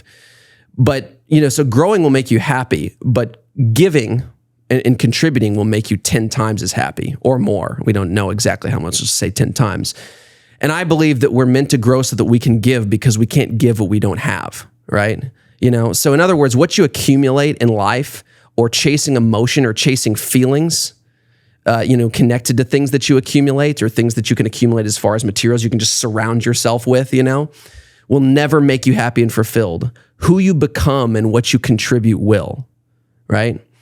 Those are the things that actually lead to happiness. And the more that you cultivate personal growth, true personal growth, and the more that you contribute and give to other people, that awakens that existential core inside of you and helps it come to the surface. And that anything that you're doing in your life that helps to cultivate that process is just, it's waking up every fundamental unit of life inside of you to just express at a much, much higher level. Call it higher vibrational. There's all kinds of spiritual terms that people put on it, but you can feel it when it happens. Like we were talking about earlier, when someone tells you something that's existentially true, it permeates you down to the cellular level, or even to the energetic level, to where you feel like your body is resonating like a tuning fork, and it just, you know it. You may not be able to fully interpret and articulate it and, communicate it to other people always. Some people have developed that skill more than others, but at least whenever you're in the ballpark of something that's existentially true. We talk about guys who have blown up in crazy popularity in a time of like great need, like guys like Jordan Peterson we were talking about. How do you explain that phenomenon? The amount of people, the millions, the hundreds of millions of people who are listening to this person and their messages, because you're talking about a person that through his life, his suffering, his circumstances, has developed into a realm of growth and a state of consciousness and a realm of thinking, right? That is very, very, it's at least in a realm where there's a lot of existential truth, no one is right about everything or anything like that, but there's enough that has been proven out historically, enough that is based on, certain just really powerful sort of timeless principles from storytelling or from Jungian principles or any of those kind of things, where, there's some powerful stuff going on there. All these people you're mentioning, Jung, even Freud, by the way, people don't know this. Freud was a cocaine addict. He had wooden teeth. Yeah. He would actually meet with clients high on cocaine. Like, nobody's perfect. I don't care. Freud, Alan Watts was an alcoholic. Alan Watts was alcoholic. All of his kids complained that he was like never really present for them. So I'm sure there's a laundry list for all contemporary and ancient masters where they fell short. But at the core of it all, though, they did have this quest. They had this thirst for what is the truth? What is the truth of being? What is the truth of beingness? And what is the truth of why we're here and what we're doing? And I love that you brought up Peterson again, because you share something with Peterson. I share something with Peterson. And so do you. I'm pointing at the camera right now, or if you're listening on your car ride or wherever you are, we all share something with these masters. And that is, we've all gone through our own process of pain. We've all gone through our own process of galvanization, being put in the fire and like having to come out and do something with it and actually be of service with it. I think about John Wineland, who sat right in that chair, and he said, the wound is where I serve from. Yeah. And I pray, we all get to pray that our wounding doesn't cloud our wisdom, how we can serve from the wound, but not have our wisdom be so messed up by our wounding that gets projected into how we serve and how we teach. Yeah. So let's go back. Let's go back, because this is so good, man. And by the way, the reason that we can talk like this is like, I feel a cool connection with you. This is the first time we've really ever sat and gotten to know one another. Mm-hmm. And I think it's because of the Kava, the consciousness journey, the path of having, pain and turning that into purpose. Like, there's a lot here for us. And I think that if the starting place is to take a deep breath, which is why I have students in the Breathe program, to actually start using plant allies like Kava to give us some bolstering, to give us like a gentle nudge, like for the people that maybe weren't raised with loving parents, which leads to alcohol. For the people that were dealing with stress or trauma or just anything that's pulling us rogue, as you say. I love that. Anything that's pulling us rogue. Is it like a once a day? Is it a twice a day? Like, what's the optimal dose for Kava in the form that you have it, that you've produced it? What does that even look like for someone? Yeah. And so this is great. I mean, I think that this is all really great because this gives us this conversation so much depth and context that I don't always get the opportunity to explore, because a lot of times people really want to know and just ask me, okay, well, how does Kava work pharmacologically? What are the one-dimensional effects? I love that stuff too. Yeah, it's great. Yeah. Because those are the really like we were talking about at the beginning of the conversation, those are the hooks that actually make Kava as versatile, because those are the on-ramps that sort of get people interested, and they don't even know that they're getting all these other benefits, and they don't even know that, they start using something like this. And that's what's so beautiful about Kava, is that it is actually a substance that can be a recreational substance, but a recreational substance that helps to cultivate personal growth, mental health, instead of detract from it like a vice. It's not an escape. That's what makes it so unique. And so whenever we kind of bring this back to the conversation about alcohol, so we talked a lot, I think, about the reasons why somebody would go into any form of escapism. They're trying to mimic that state of existential meaning by going to the same chemicals that are an end-stage byproduct of that. Because an end-stage byproduct of existential meaning in your life is you're going to have high dopamine levels, especially at times. You're going to go through intense suffering, but you're going to find meaning in the suffering. And then you're going to have times where you have incredible highs, incredible reward from that being taking place. So what you're trying to do when you with overexertion, especially totally synthetic compensatory strategies, where you don't know what you're missing, you don't know that you're missing that authenticity, that existential course, you're going straight to try to push the pleasure button, right? Because it kind of gives you this feeling like you're going towards it, but then it melts like cotton candy in your mouth and it's gone. And then you feel twice as depressed, twice as, the need for the next cigarette is really, or the next, drink is really created and precipitated and extended by the last one. But whenever you do those things, like when you talk about alcohol, when you talk about caffeine, or even coffee to some degree, overexertion of stimulants or caffeine, it can end up being this process of dependency and habituation to just that sort of surface level chemical state, right? Which ultimately actually borrows from tomorrow's chemistry and bodily resources to pay for today, which leaves you more exhausted and creates a greater need for dipping into that ladle again or dipping into that bucket again and again and again. So not only does it deplete you physically, but it robs you emotionally, because then it depletes you of your chemistry, which is your ticket or is your physical ability to get into those deep emotional states or those states that actually make you feel well-rounded and comfortable as a human being, right? So, alcohol has that connotation and context to it. So it has a similar, so when you talk about alcohol and you talk about kava, what's cool about it is that they actually have a similar initial feeling.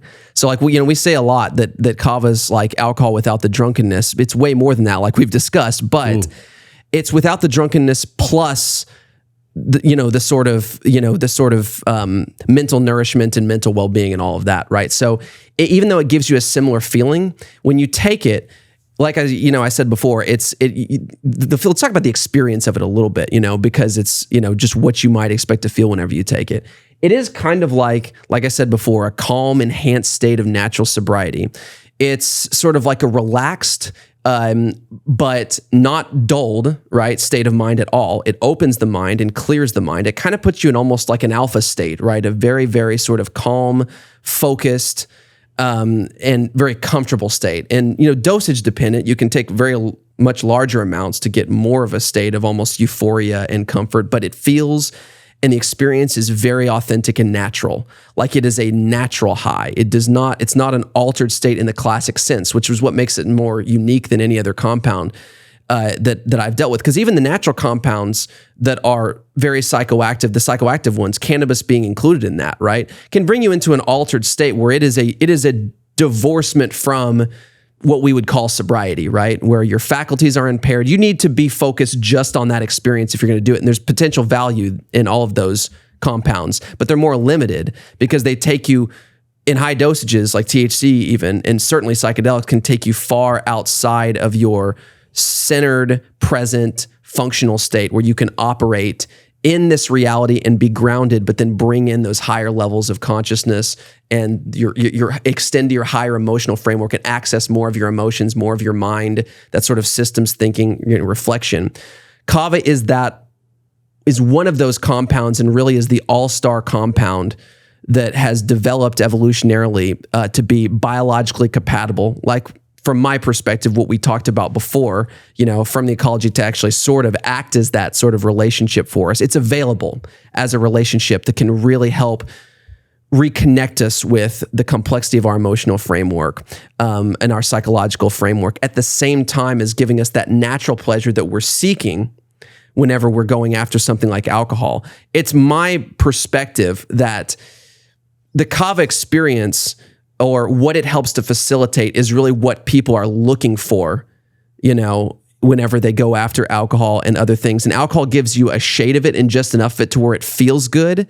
And then it kind of entices you back, but it ends up actually taking from your consciousness. If kava is an entheogen, which I would say that it certainly is, the term entheogen means the divine within. I like the term entheogen in that sense.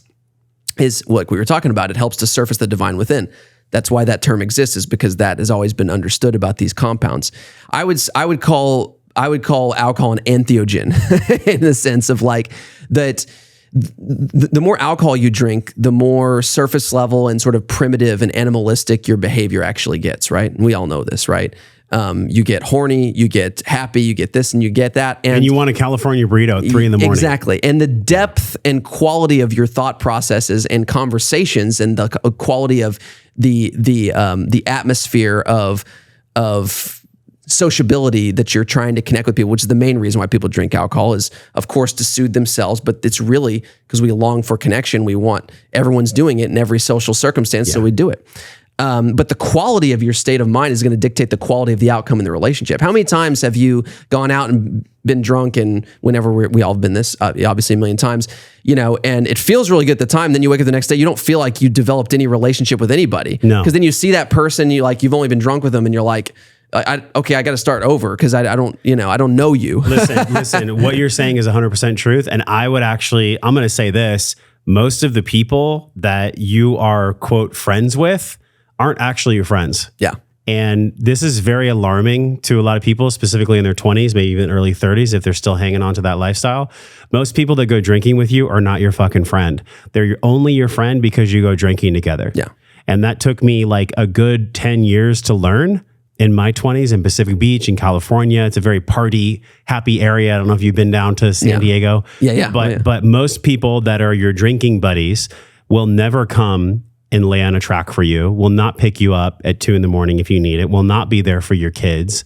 Real relationships are built in sobriety. Yeah. Relationships are not built being drunk at a bar on a weekend, spending money you don't have. That's not where relationships are built.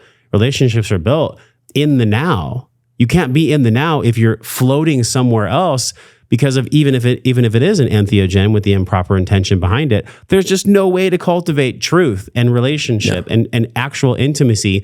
It breaks my heart, how many babies have been born that were brought into this world unintentionally that then had a life of pain and suffering because their parents got lured in by, honestly, you can call it what you want. I think it's a dark spirit. I think it's a demonic Wetiko, alcohol, just like the whole gender dysphoria thing, just like lots of hooks that are coming into children's minds and relationship and family. There's so much happening in the world right now. Maybe just that one kernel of truth is the most important thing for somebody to hear on this podcast, Cameron. Like, people you drink with are not your friends. You can go a year and then really see who your friends are if you are sober for 1 year. Yeah. And you can start using some of these plant allies to guide you on your path so that you actually figure out who your friends are. And then you can start knowing what giving and receiving real love and real intimacy actually feels like, which goes back to what we're talking about, sharpening the intuition. Yeah. That's what this is all about. Anybody who you know and your shared experiences are exclusively under the influence of alcohol or any other, especially synthetic substance, then there's absolutely no way of knowing what is there and what isn't, right? Now, of course, you could have people in your life that you also drink with, that you also have invested, authentic time with, people in your family that you might drink with as well too. Yeah. And so that's something that certainly can occur. But whenever we talk about, people who that is your shared experience and you have to be under the influence of alcohol and that's the only thing that you do, or primarily that it is, or if it's only fun or if it's only enjoyable whenever you're there under that circumstance, then those are recreational acquaintances, right? It's that's a good way to say it. Recreational acquaintances. Yeah. Exactly. Yes, friends, you really, at the end of the day, most people, really have very few very, very close friends in their life. You start out your life and you think, whenever you're young, that you're going to connect with endless people and you're going to have people that'll show up for you, and it's going to be this never ending, but and then later in your life, you realize that it really only happens a few times where someone is really going to show up for you. Yep. And that's not necessarily meaning that everyone you come across with, there's different degrees, right? Like it's just, for someone to be able to invest in you at the level that they would show up for you on, on your worst day, it just requires a very deep connection and time spent together and stuff. You could have good people in your life that hasn't been formed, and they're not necessarily bad people or toxic people. But then you also have plenty of people where that's not even possible because they're so in their rogue state, they're so isolated, they're so in escapism mode that they don't even have the actual ability to be an actual friend, to develop a real, fundamentally authentic relationship with somebody. Mm-hmm. Although they may be in what they call endless relationships and kind of go through the whole process of this or that or whatever. But a relationship is, it's not a relationship until you become an adult, really, a true relationship. And you're not an adult just because you reach 18 years of age or whatever age it is in whatever country, right? You're an adult whenever you value something else fundamentally more than yourself, and you adopt the responsibility to care for and to nourish that in your life. You know, you have kids yet? I don't. Okay. No. Do you want them at some point? Yeah, always have. Okay. Yeah. All right. You'd be a great dad. Here's why. Because you just said what you said. Because all my life is service. From the time I wake up to the time I go to bed, it's service. The only time I get like service to me is self-care, which is beautiful. But if you look at my day, it's all service. And it took me a long time to actually just like, to quote Jordan Peterson again, be a beast of burden. It took me a long time to be a true beast of burden, because we all carry burden. And I think what we're looking for is a breath and some reprieve from that burden. which is why some of these dark entities come in. The alcohol, the marijuana, the porn addiction, the shopping, the workaholism, they all come in. But what's really beautiful is on the other side of the coin, there's friends, there's allies. So tell us, like right here, this is actually what I had last night. I drank half of this last night. I want to share a quick story about this product. So Carrie was in labor, and I was watching my son, and it was a pretty long labor, almost day, half a day. And I watched him all night. I got no sleep because he's used to nursing with his mom. And there was this moment where I knew that I didn't need a coffee. I knew that I didn't need to be more awake. I actually just needed to chill the fuck out and just to relax. So I took this, and I noticed within less than 30 minutes, I felt completely different than how I'd felt before. Here's what I felt before: nervousness, tension, lack of sleep, you name it. It was coming in. Also, like my daughter's literally about to be born. And I had some of this in my system, and there's no doubt in my mind that it allowed me to be more centered during the birth process. And I don't think CBD would have done the same thing. I mean, I have a lot of plant allies right here in the studio. This studio is full of plant allies, all kinds. But there was something really special about this because it allowed me to show up in a more restful state, even though I hadn't rested a lot. And it allowed me to be calm, but not be super whacked out or not be really tired either. So it was this beautiful, almost like a midheaven, if I can even use that phrase. It was like a midheaven where I could just take some plant ally through Kava and be there in a time where my lady and my family needed me the absolute most. Like, it actually makes me emotional right now just talking about it. I'm like having the memory come back up. It was such a beautiful moment. And you'll be there when you're a father one day, and parents, you know what it feels like when your daughter or your son comes down the birth canal. It's so emotional, it's so beautiful. And so having something to bolster my physiology like that was so impactful.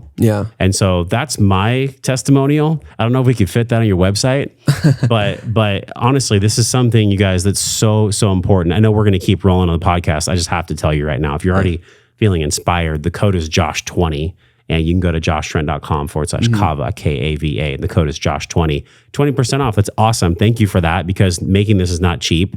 There's so much that goes into freaking producing products. So super grateful for that hookup. Let's keep rolling because my story is just probably a fractal of many stories that people have written in on. Mine was pretty severe. It was like during a birth, you know, so having Kava during a birth was like a really solid ally. But for people on different paths, like, talk about that a little bit. That's you know, I mean, that's arguably the most important day of your life, you know, or one of them, you know, and make it in the top, you know, if you have other kids, you know, it'll be, you know, it's like, that's for most people, that's going to be. And so I think and I love that story. I love, that's one of my favorite parts of being involved in this and being on this path and everything is just being able to get in and get other people's personal experiences with the medicine and how it plugs into a much larger conversation of the result that we're trying to get. Or again, you know, Kava is a crucial part of what we do. Kava is a catalyst. And I said this to you before we even started rolling, was to me and to us, Tru Kava, our company and our organization, it's really more of an organization, and it's the foundation of it was an extension of years of me being sick and suffering significantly, and Kava bringing both mental health and connection back into my life and rescuing me from being on medications and having seizures and all kinds of other stuff that then extended to me when I worked with our thousands of doctors and created protocols, and we reproduced those effects over and over, getting people safely off of benzodiazepine drugs, which Kava reduces withdrawal symptoms of, and alcohol and so on. And we just see it being an amazing adjunct to almost any chronic disease protocol because it starts to nourish those basic needs to make it easier to implement all other treatments, therapies, modalities in people that are sick, but then also people, it's just such a turning point catalyst. For me, whenever someone starts, you know, when someone is in any kind of state of rogue or, you know, disease or disjunction of any kind, right? It's never one thing that gets people well. It's just not, right? Sure. It's a multi-therapeutic approach, right? And that's a big term, but basically what that means is, right, there's never just one ingredient. It's the synergy between bringing all of these expressions of nourishment back into your life to give you the fundamental, authentic things that feed your body at its core and your mind at its core and at its base. And you become healthier mentally, physically, emotionally, and you can't divorce any of those because they all work in tandem. And sometimes the expression of disease expresses more in one, and so you kind of enter from different angles. But the good thing about something like Kava is that every disease process, even if you don't consider it a disease, even if you're just not well, or if you're just struggling internally, emotionally, whatever, which today, that's extremely common. We all have trauma, we all have stress in our lives. And if you don't have it right now, then savor it and love it, because it's coming for you. Yeah, it's coming. It's coming. But something like Kava is such a tremendous relationship you can form with the plant and an ally, because it comes in and offers immediate support and immediate comfort to bring you into a state to which you can clear up some of that noise and actually be able to approach and formulate a strategy to soundly address whatever problem that you're addressing. That's how it was for me, right? Meaning it's like, it's so easy when we're in any kind of degenerative or isolated state, right? We're struggling physically with disease, emotionally because of whatever breakups, this and that, or just living on planet Earth, in the world we live in, et cetera. Or psychologically, it's so easy to get paralyzed by the stress and trauma and anxiety of it all, where we end up out of our higher selves we were talking about in that sort of big picture thinking that we get into through meditation practices, good people, support systems, all that kind of stuff. It's so easy to get into that reactionary fight or flight, isolated, just try to survive. Who cares about all this spiritual shit? Like, look, I got to pay my bills. And we've all been there, dude. My spouse is dying from cancer, or I've got, and it's like, and it's one of those things whenever you start to hear all of these deep strategies, people are just so paralyzed by like, how do I even begin to start doing that? So what I noticed about a medicine like this was that we could give it to any patient, that it would actually help them feel better and get more into that expanded state to where they can actually start strategizing and they feel it's inspired. The three adjectives we use even on all the products are, focused, relaxed, inspired. There's more that we could use, but it's basically, because it helps to open the mind and focus the mind to clear it. It also relaxes that sort of trauma response that keeps you in that paralyzing sort of fear, like freeze or fight or flight or anything like that.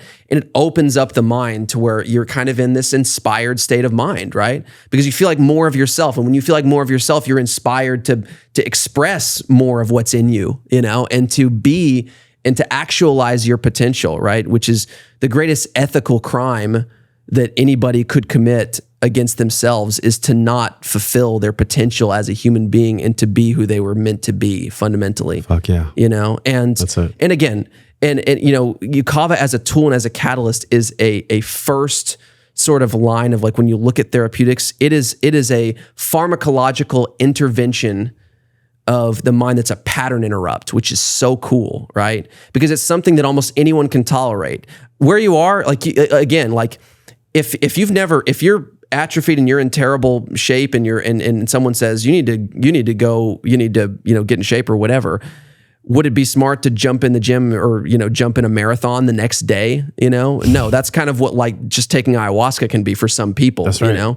And it's like this medicine is such an approachable medicine that kind of gives people what they think they want out of alcohol, but alcohol is like the kind of unkept promise. It's kind of like it's sort of like, it is kind of in many ways the opposite of what it's portrayed to be or what we believe that it is, right? We believe that it's going to improve our sociability and improve our connection with others, when really in many cases it does the opposite. And it detracts from physical health across the board. There is no physical, contribution that it makes to you. It only detracts, right? It's a mitochondrial and of course people right now are going to be like, well, Cameron, what about like, all these people that smoke cigarettes and drank soda and drank a beer a day and lived to 100? It's like, in any kind of path of evolution, there's always going to be outliers. So I don't believe in that shit where people say, oh, well, what about so-and-so? It's like, well, yeah, what about like literally 10 billion other people? Well, but plus it's also that thing of like, we talked about, all these inspirational figures that had these vices. What would their potential have been and what could they have reached as far as well-roundedness in their life? Alan Watts could have had his great wisdom and maybe better relationships with his kids. On Earth? If he had 20 more years on Earth, And he could have died had young, maybe like 50s, right? 50s, 60s? Yeah. And maybe he could have had the best of both worlds of through his desperation, gotten that sort of peak at the wisdom, but then also been able to get a level of existential happiness from long-term good relationships with his kids, from being more balanced and not having the weakness and the vice and the, Yeah. I pretend like I knew Alan Watts. I'm just saying it as like as a thought exercise. I mean, I feel like I know him. I've listened to him in the shower for like 10 years. Yeah, me too. Right. So it's one of those things that when people say these kind of things, it's kind of like whenever people's, you talk to people that still in 2023 are smoking cigarettes, which, to someone who's been down this road and is actually understands the magnitude and the impact of it, it's just like, it's like, what, why would you ever do that? But I say that, but I fully understand for all the reasons that we've talked about why people do this. It's not a judgment in any way. Yeah. Because I have done things, I've been immersed in addiction at different parts of my life, et cetera, right? But I've also been on both sides of this thing. And trust me, I like this side a whole lot better. That's so good. Okay, let me ask you this. When you're at the throes of your deepest addiction, now I'm actually going to refer the bulk of your story. Your story deserves like a good 45 minutes to an hour. We don't have that much time left. So I am going to refer right now that everybody go and check out my buddy Luke's story. He's a great friend of mine here, and he did an amazing job telling your story. But I do think if you could just pull out the gems for us, maybe not so many details. One of the things that when I was preparing for us, I noticed that Adderall was a huge deal for you. And something you said that was really cool. It's like, be careful before you take any pill, because taking any pill is actually a contract. It's an emotional and spiritual and physical contract with you being outsourced to something outside of you. So then you can have an internal compass that'll guide you the right way. But it's such a paradox because your compass is built on something you're taking from the outside. It's not coming from you. It's the ultimate paradox. Yeah. So when you were at that peak point, which, it's beautiful that now here you are, the founder of this company, and you're giving true medicine to people. We have to give a caveat because we're not giving medical advice, right? And we're not doctors or therapists. But at the throes of addiction, maybe was it addiction to Adderall? Was it addiction to something else?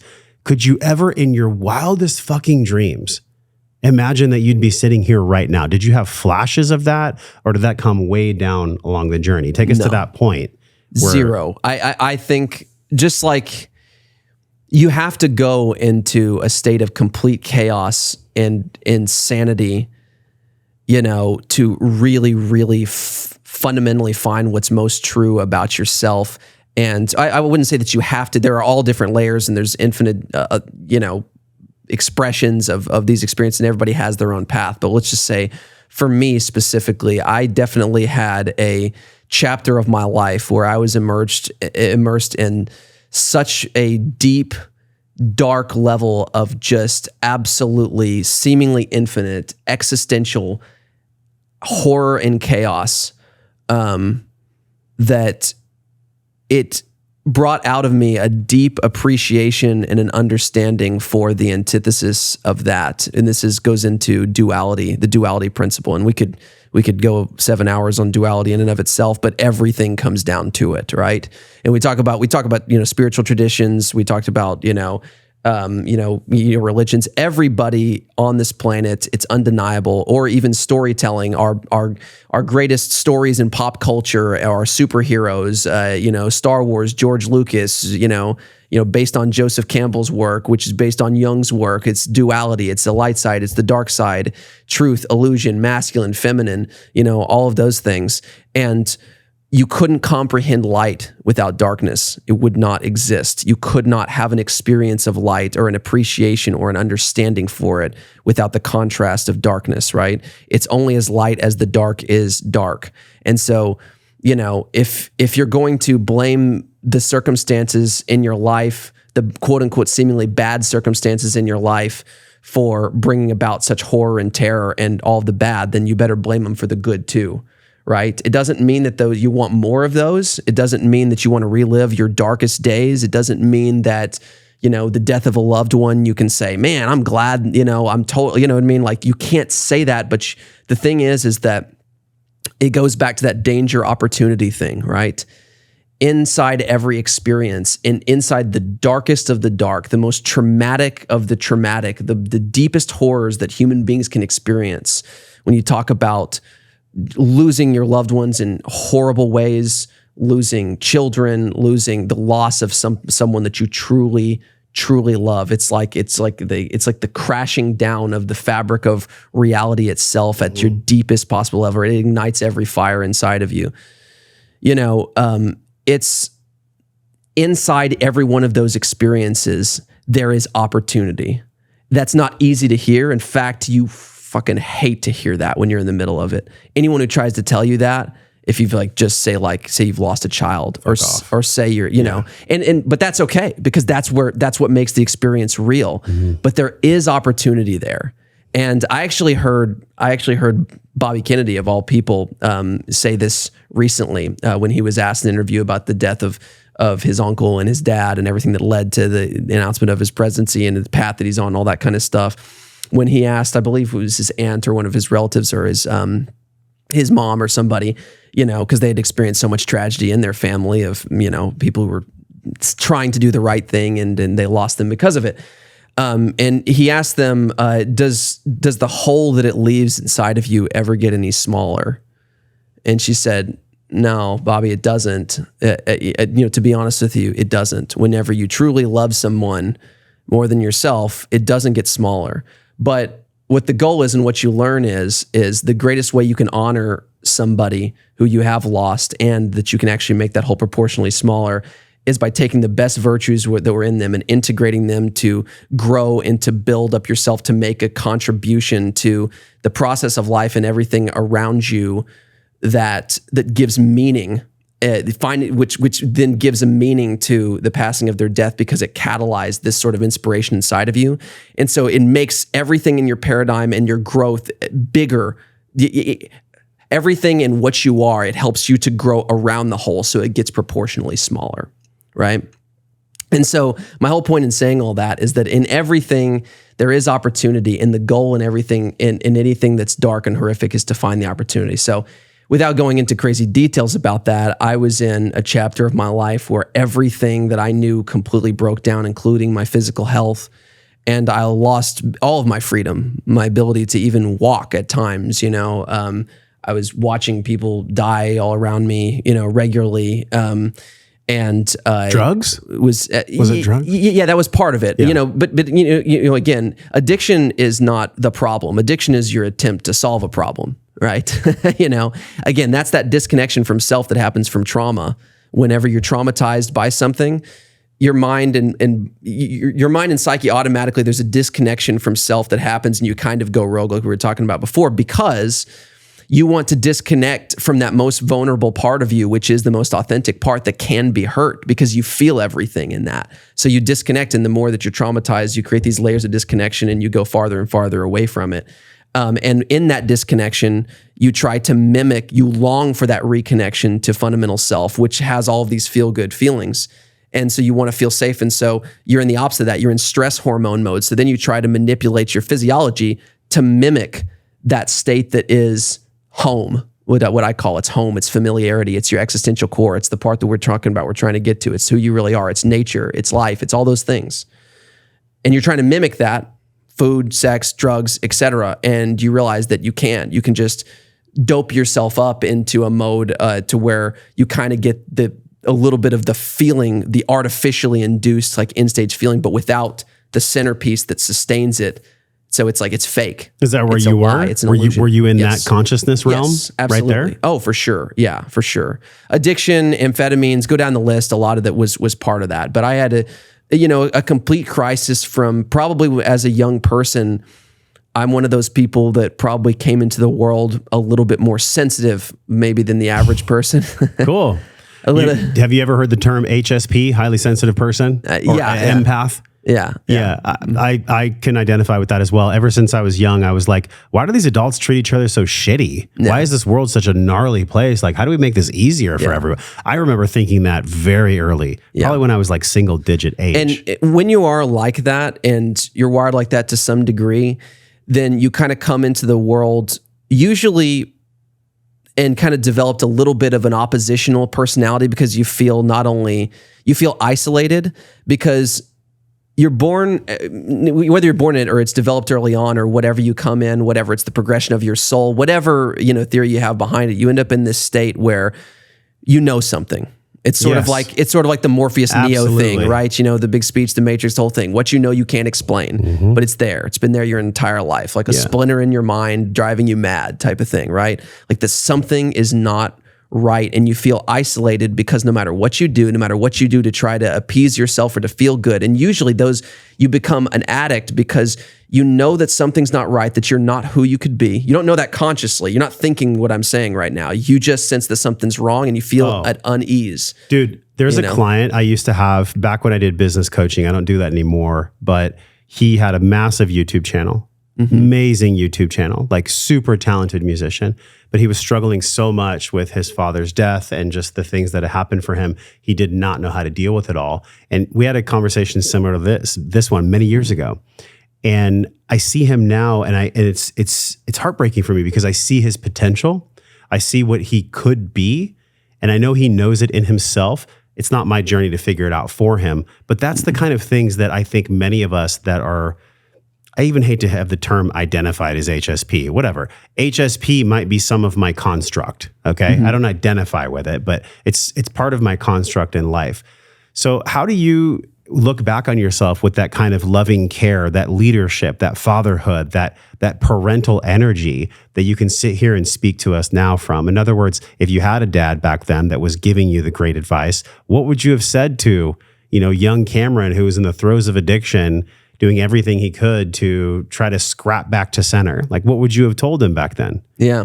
And the ironic thing is that I actually, of all the things, I definitely came into the world probably with some level of generational trauma, right? I was different than my brothers. I had two brothers, and, everybody goes through their challenges, but I had significant ones. And I was always prone to impulsivity and addiction and prone to all these things. And a lot of it was because of this internal turmoil and isolation that I just had, where I felt like even in a crowded room of hundreds of people, I felt totally alone. And when you have this kind of thing going on, you do, because you sense something and you're at unease because of it. You're not who you could be. You're not connected. You feel like things are off. And so then you try to, what I call compensatory strategies.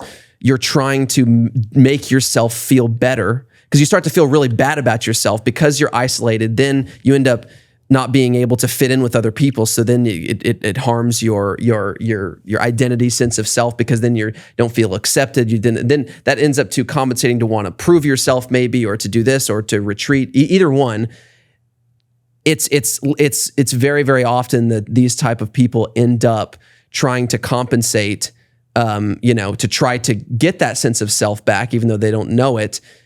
With doping themselves up in various different ways to give them the dopamine to feel more confident, to feel more in control, to feel more like things are right when they know they're not. And then whenever the substance or the behavior or the impulse wears off, you feel twice as bad because, oh my gosh, that didn't work. And now what do I have? Wow. How could you distill that wisdom down into a sentence or two for not just you at that age? Yeah. For somebody with us right now. I can actually feel their presence, whoever they are. Yeah. I can feel this person watching, listening right now. Can you distill that down for them? I would say the best piece of advice, if I were to talk to a 5-10-year-old version of myself, don't chase feelings. Chase meaning, chase things that matter. The feelings will come, the stability will come.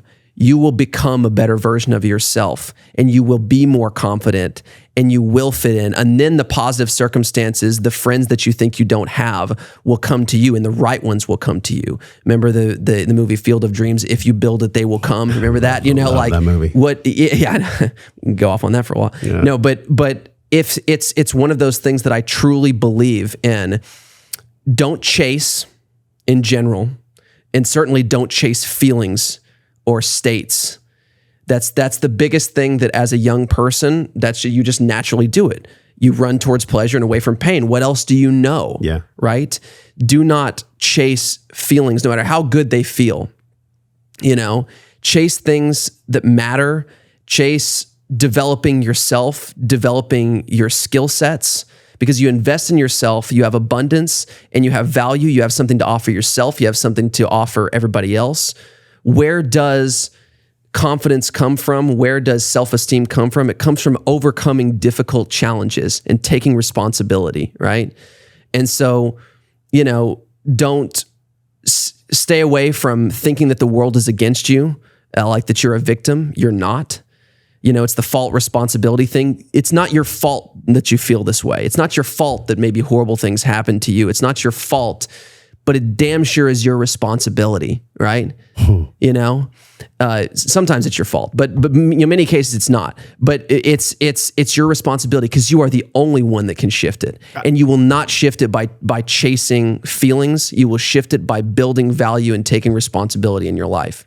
I could advocate for the other side and say that nothing is absolutely our fault at all. It's just the fault of the consciousness that we previously held. Mm-hmm. That's a way to just, maybe not so linearly look at our development.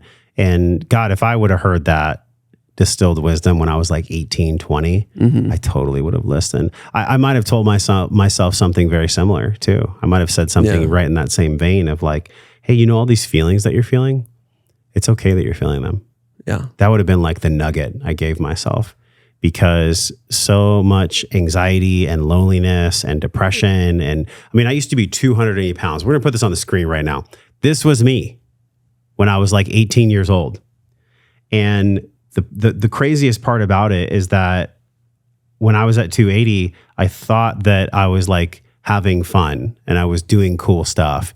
But way deep down, and we all have this feeling, man, I'm sure you can relate to this. You go to bed at night and it's just you and your thoughts and your breath. That's all you get. And there was probably a good 5 years before I just tucked everything into a storage unit, sold everything I owned and moved to Hawaii, before I finally started to feel Josh, like just be connected to him. And so this journey that you put yourself on, that you signed up for, otherwise it wouldn't have happened, with Adderall and with addiction and with so many things that happen for you, you can absolutely look back now, I'm sure, as it being a total gift, because you wouldn't be here. You wouldn't be sitting right here if you hadn't have gone through stuff that I couldn't even imagine, right? Mm-hmm. Adderall and addiction. And like, I think there was even a massive spending spree at some point where I think you and Luke talked about you were rivaling the what was the guy's name? Well, it was my life devolved at one point. This is one of many things. It devolved into what could be considered a combination of Ace Ventura and Breaking Bad.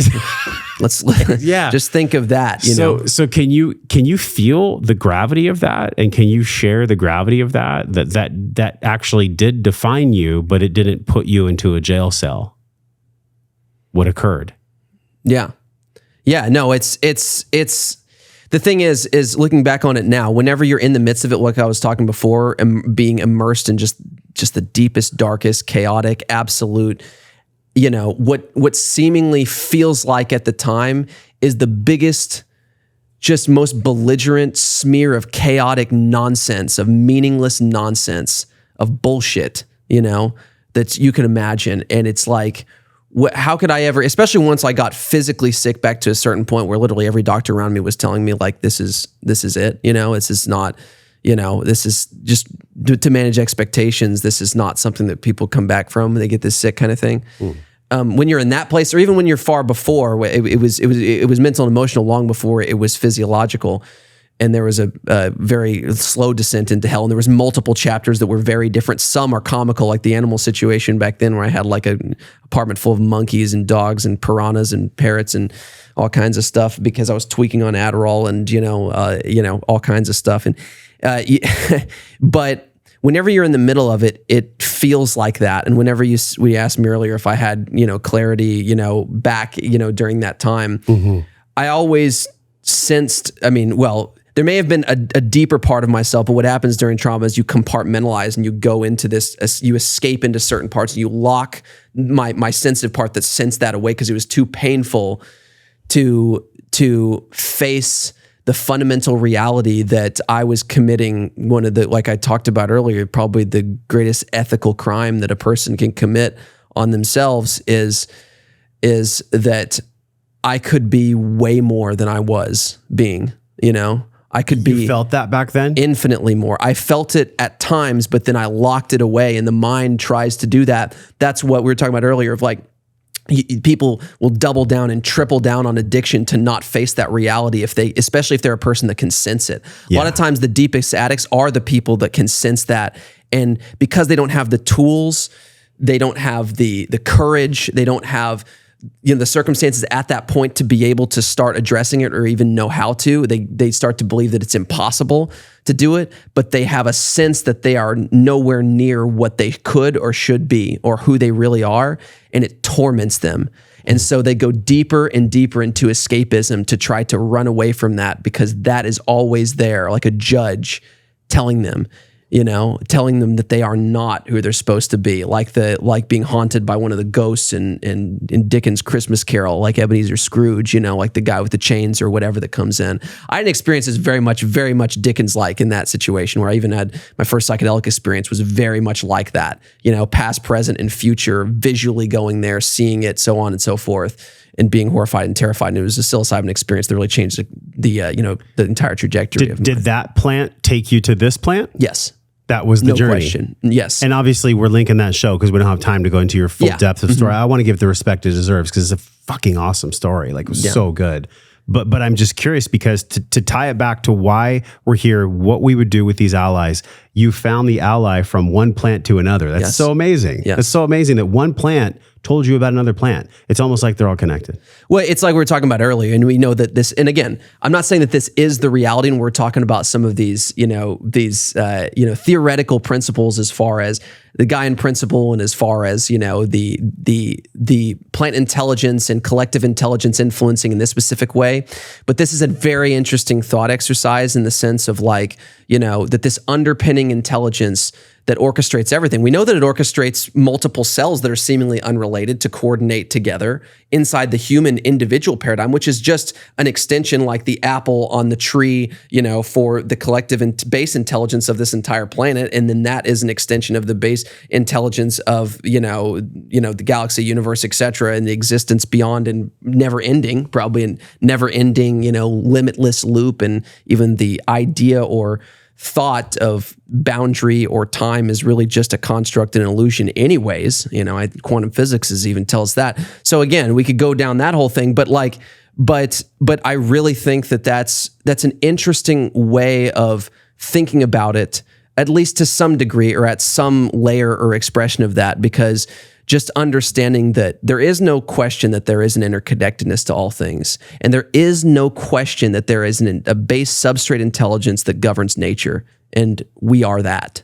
We're not something that just resides over nature, that we just kind of sit on top of this ball that is nature that's floating in the cosmos around this huge ball of fire. It's like, that's miraculous and crazy to even think about it on its face anyways, but we're an extension of it. We're part of it. We're like the blade of grass. We're just a more complex extension of it that can walk around and do certain things, but that's all we are. We are an extension of that life process.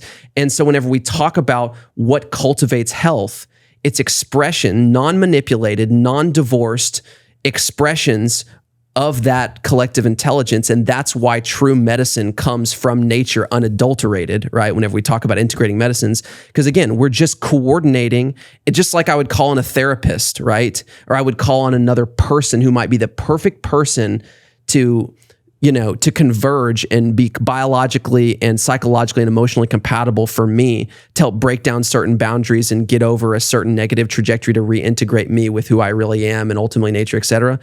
Calling on these plants is the same thing.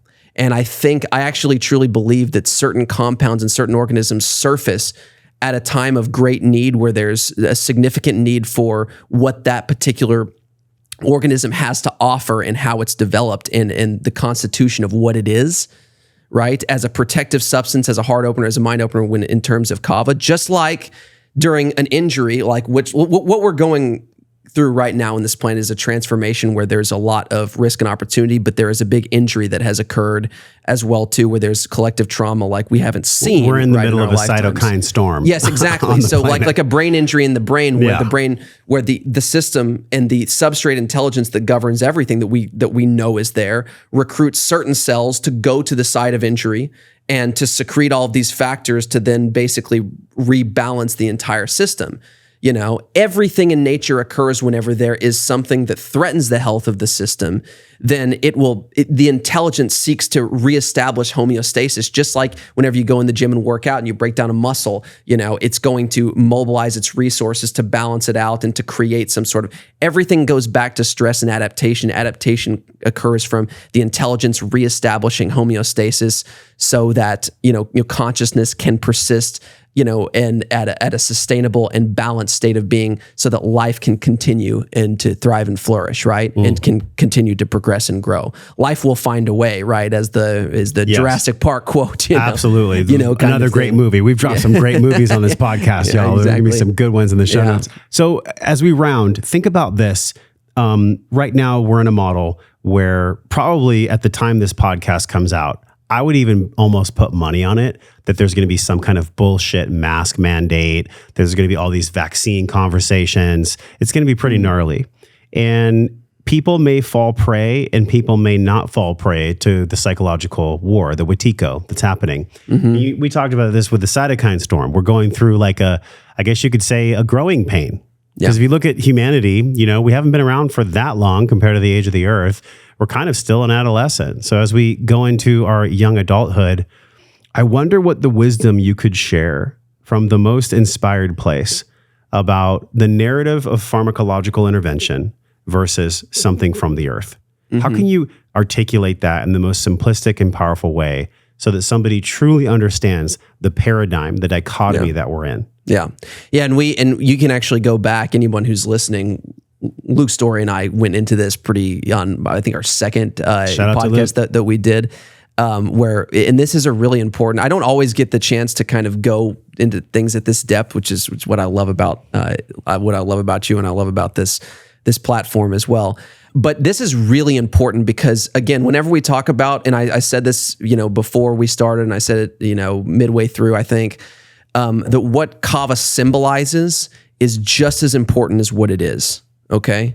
And so what we're doing, even with Tru Kava, it's an educational and advocacy campaign.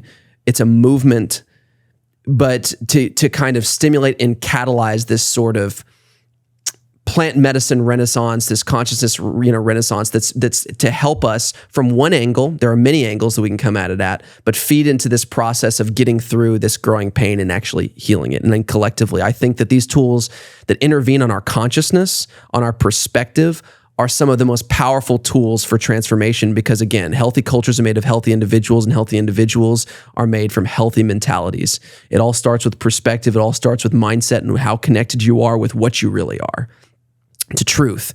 Without an internal compass and a vision that extends off of that's in line with objective reality, meaning that substrate intelligence, just like in the body, the cell that's gone rogue, it has to get back online with objective reality, which is that the truth of the existence of that intelligence that's there. And once it believes that it's something separate, it acts against it, right? So again, in order to do that, these compounds are some of, in my view, some of the greatest tools, for intervening in a human psyche and to catalyze cultural transformation in that regard. Michael Pollan, before, just real quick, I want to go into that, into the actual synthetic pharmacology thing. But, to go back to the Michael Pollan thing for just a second to kind of set this up. Michael Pollan was on Joe Rogan's podcast, as many others, whenever he was doing a book tour for, I think, not his last book, the one before it. But he did a really good job of articulating the fundamental reality and his perspective of it, of how caffeine, he was using caffeine in this scenario, helped to reshape and structure the collective mind of Western civilization in the early 1900s. And he did a great job at making a fundamental philosophical point about the power of these substances. A lot of people just think, oh, it's just a food. Come on, that's like just something that you take. Like really, like, the world's going to be changed through politics or through this. That's like saying, your chronic disease is going to be corrected through a drug, and manipulating your chemistry downstream, which is just a byproduct, which is just a symptom of something. Your gene is just going to approach a symptom and so on. And there are things that can be done at all different levels to create transformation, but it starts with the sovereignty of the individual, and it starts with the sanity of the individual, and sanity being your connection to what you really are and to objective reality and everything that we've talked about on this podcast. But he was talking about how caffeine helped to shape the collective mind of Western civilization into this more productivity-driven and prioritized state of consciousness, which it was already moving towards that from a lot of different factors. But when we introduced the advent of coffee breaks to increase productivity, that was part of sort of a corporate thing, obviously, to increase output and so on.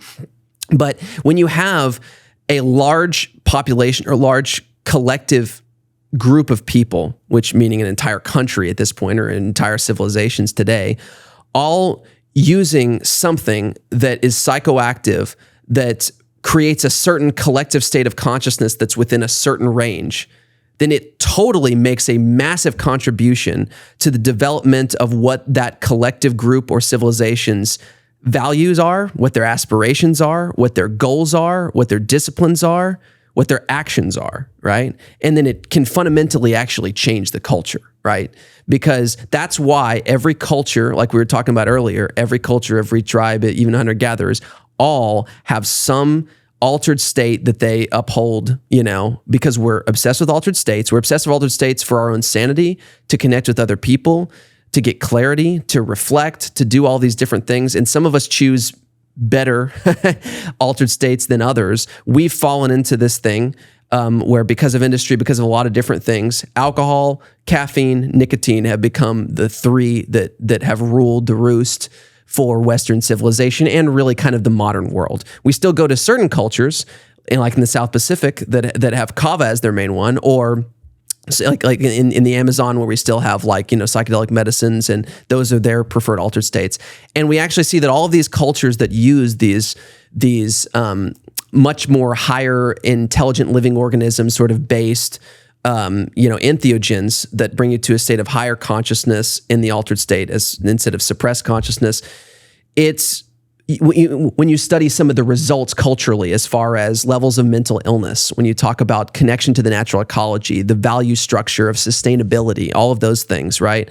That we're kind of divorced of today, where it's sort of like mass production, maximize profits, grow exponentially, et cetera, right? And it's sort of like we're kind of in this productive game because we're locked into this one part of our consciousness, which is useful, but without the other part that sees the big picture, with integrating the mind, integrating the left and the right, the analytical, which is, the practical and sort of daily this and that, versus the introspective and the creative. You get too introspective and creative, then, like we talked about, you're the hippie that's not really productive, but says a lot of things that are interesting and probably true. Yeah. And then if you're too overly analytical, then you lose your connection to that bigger picture. It's more mundane and it's more just like productivity, et cetera.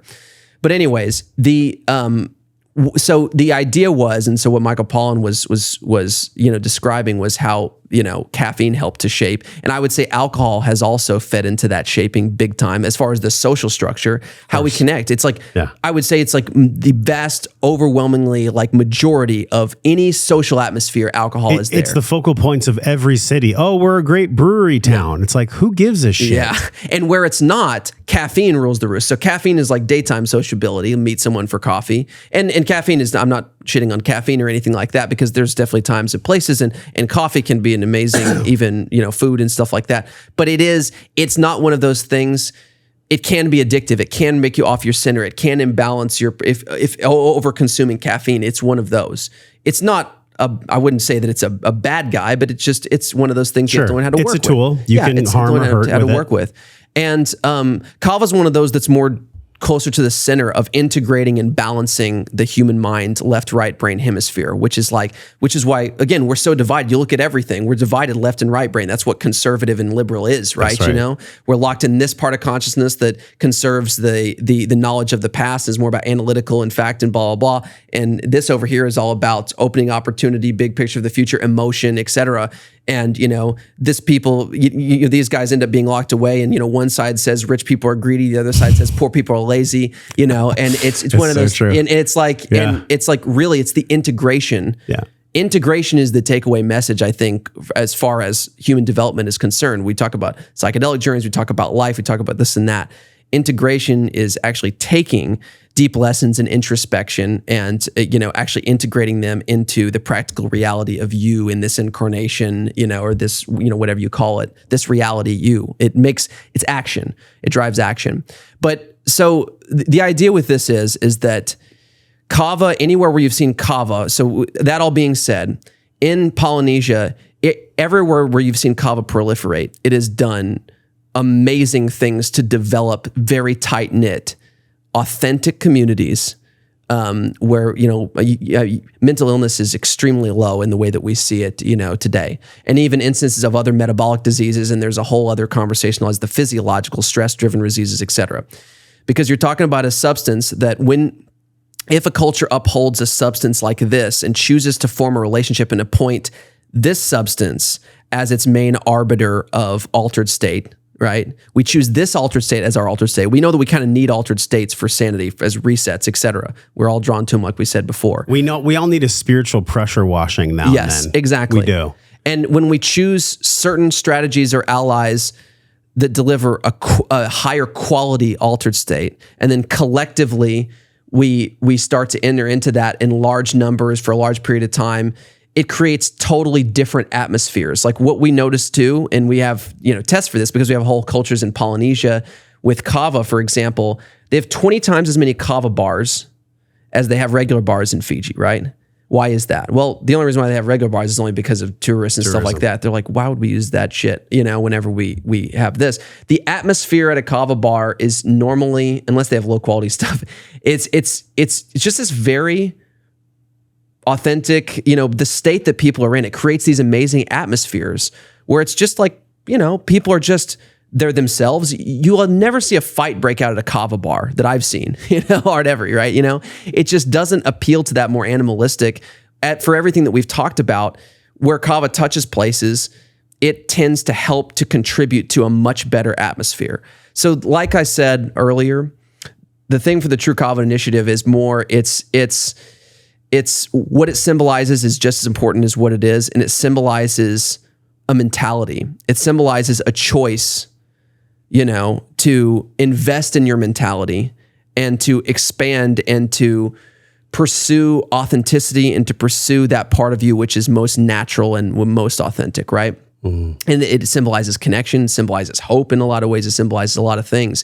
And so even seeing it and using it, sometimes the act of using something, knowing that you're doing something good for yourself and investing in that is also a very powerful thing, right? Where you're taking this conscious choice and you're saying, I could go one way, and not to say that there's no way that people can adapt to alcohol to some degree, but it is a vice. You're just having to adapt to it, and to try to keep things together while you're using it.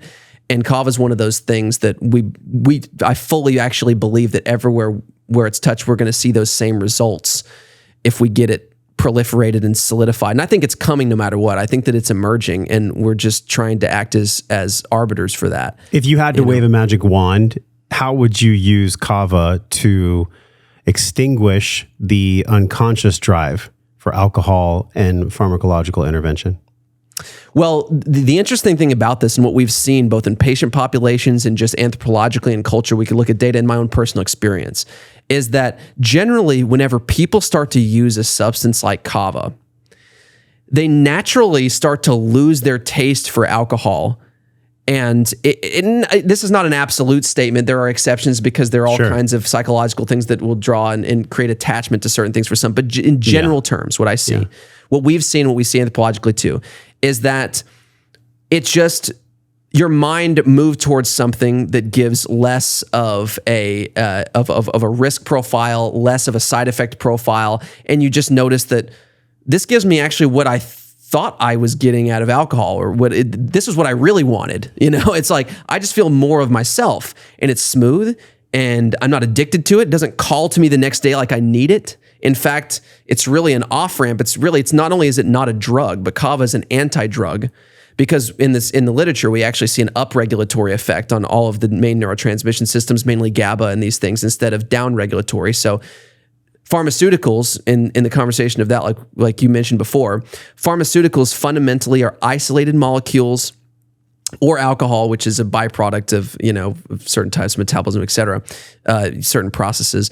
But it's not a plant organism, complex intelligent organism. But they're normally single molecules that are sort of isolated and ripped off from nature, meaning that they're divorced from nature, taken out of the context of a living being, just like an individual hormone is out of the human body instead of taking something from a human body, right? And they work by working on a very specific pathway, obviously, to target. And they're foreign molecules that just plug into a certain receptor because they're just synthesized to plug into a receptor and get an effect, even though it's not a molecule that's innate to the body. Some drugs are molecules that are innate to the body that just are synthesized, and some are just foreign molecules that plug in and trick a receptor. Either way, it's essentially like a hack to the body. I always say that alcohol and drugs, synthetic drugs, all pharmaceuticals are somewhat liver toxic, neurotoxic to some degree because they are not part of the innate intelligence, and they borrow from tomorrow to pay for today. That's why every drug commercial you'll see, here's the effects and here's the side effects, which are the effects. They're really the effects of the drug. And that's because they borrow from tomorrow, they hack a receptor. I like to think of the catalytic biochemical processes that govern every sequence in the body, every process in the body, like steps of an assembly line, right? They start from producing energy to producing hormones to producing, X, Y, and Z communicating here and there or whatever. Like the steps of an assembly, it's a massive assembly line, just infinitely complex, right? And a drug is basically like intervening at one step of the assembly line where you want to fix something at the level of symptoms, and you're saying, it's like the product's already being produced, it's already down there, and you want to change it right here. And so right there, you can create a molecule that'll make a quick shift to where in that little space, you get effects and results. I take Adderall, I focus today. Great. At what cost, right? Because you're not hiring a new manager and changing the standard operating procedure and coming at it from an intelligence where you tell everybody in the assembly line who's working on it what's going on to change the process to make it more efficient. You're not doing that. That's what plant medicine does because it's a biological organism that has all these molecules that act in that way. Individual molecule, you skip all that, you take the intelligence out, you just hire one person to come in and change this one thing. So you get what you think you want on that day, feeling better, whatever the drug is. If it's a benzodiazepine, yeah, it relaxes the hell out of you. But it's optimizing for certain symptoms or metrics at the cost of the system long term. Now, your body will course correct and will adapt to some degree, but the more that you do it, it steals from the system, and it throws off. It's sort of like, it's a hack. Also, for a computer analogy, a hacker, understands that all a computer system is an assembly line of code that all is connected together. And you can hack in to change one thing to get a result, but that affects the entire sequence of code. And the more that you get spyware and the more that you get these hacks in your system, it slows up and distorts the whole system. It doesn't work eventually. You just have to throw the damn thing away because it's so diseased, right? Because the system is not working in synergistic harmony anymore. We're all systems. We're all complex systems that are governed by intelligence. We're all assembly lines. I feel this like at its most simple, pure form, we are either in harmony, in homeostasis, or we're not. It's not a shame thing. It's not a blame thing. It's more like, if we're going to move forward here, if we choose to move forward as a collective society that loves each other, that cares about each other, that is consciously competent, then we can move to unconscious competence. We can just know everything without having to know that we even know it. That's the kind of world that I want to create. That's the kind of body I want to live in. And I think that's what these plant allies can teach us, man. This has been an exceptional podcast, dude. And it's amazing. Just to say one thing real quick. It's amazing. Whenever you feed the body, feed the mind, feed the spirit, feed the emotions, you feed the intelligence at its base, and health is literally just dissolving the barriers that you've created between you and fundamentally who you really are. That's why nature divorcement syndrome, it's literally just removing the barriers. It's removing the interference. We talk about this in chronic illness and health. We say, as a doctor, as a physician, as a health enthusiast, to anyone who's trying to give information to help, how you heal is not through a synthetic, intervention of this like we just described. You can play musical medications with your chemistry all day and borrow from Peter to pay Paul and end up in more debt with your body's chemistry because that's all you're doing. You can spend more money a day. It's just like charging on credit, right? Like I can take Adderall. I'll focus today. There's no free lunch though. I'm gonna have to pay that shit back, But you can do that. But how people get well is by removing the interference and then supporting the innate intelligence, feeding the innate intelligence, right? And then it moves back to a state of homeostatic balance, and then things just happen, miracles happen. When you're in a state of when you're in your highest vibrational state of balance, right? Which there's probably no end. It's probably infinite to how, because we're in a state of constant course correction and stuff like that. But as you get closer to that state, you can access more of objective reality. You become smarter. You become more introspective. You start to be able to sense truth around you. You can see the big picture and you can see pictures instead of pixels. And so you're smarter from a sense, because ultimately that's really what smart people do. They can anticipate long-term consequences of their actions, and they can play the game of chess more efficiently, if that's what you call it, in life. And you can make decisions where you can dictate your circumstances, and we don't have control ever in life, but we can have great influence if we can tap into that base intelligence that's orchestrating the whole thing and act as a conduit or an extension of that we are. That's who we are. It's our birthright. The farther we go rogue, the stupider we get. And we're just that cancer cell that can't do anything but just pump out inflammation and fuck up everybody else around us too in the process, But the more we get collective with the whole, we can summon the power of the entire system, not as us as an individual, not an ego thing, but we can act as a conduit for that to do. It's like I kind of see this thing in personal development as things kind of go right. And as I've been on my path too, the kind of power that it gives you and the kind of opportunities that it opens up, the kind of relationships. My life was in this little sliver of opportunity, and back when I was in these horrible dark places, and now I have all of this abundance and all of this meaning and different things. And I just invest in that process. And what I've learned is that, going down that path is like being a surfer, right? You understand that there is a collective intelligence and a force and an inertia behind that ocean that is you are an extension of, right? But you are not that thing. Don't confuse yourself with that thing. Don't ever, no matter when things start going well, trust me, like the red lights are coming. If you're getting green lights, they're coming. But if you can get in tune with that wave and understand that you are actually one thing, and you learn how to sense it, how to see when that wave is coming, and how to jack in and align yourself with it, then the power of that wave will take you with it, and then you're surfing that wave. And that's what happens in life as well too, And well, these medicines are just part of that, I didn't know we were going to solve so many of life's equations on this podcast, but I feel like we did. So I really appreciate, man, the gravity you bring, and just congratulations on all the success you've been having and you will have with Tru Kava. It's why we partner with you. I believe in you. I believe in this product. I shared with you my story about my daughter Naya being born, and that'll just forever be burned in my memory. So thank you so much for being on the podcast. Take the product, go for a dance instead of getting all drunk on vodka and stuff. This is where it's at. So it's joshtrent.com/KAVA. And the code is Josh20 for 20% off. Man, from my heart to yours and from the whole audience and everybody across the world, thank you for being here. Until we see each other again. Absolutely, man. We're both wishing you love and wellness. We'll talk to you soon. Hey, thanks for watching this video. If you love this video, hit subscribe. That way you'll be automatically notified when new videos come out, new episodes, and also share this video with a friend. If you loved it, they're gonna love it too. Check out some of the videos on this screen that are perfectly curated based on the video you just saw. Make sure you follow me, and I'll see you in the next video.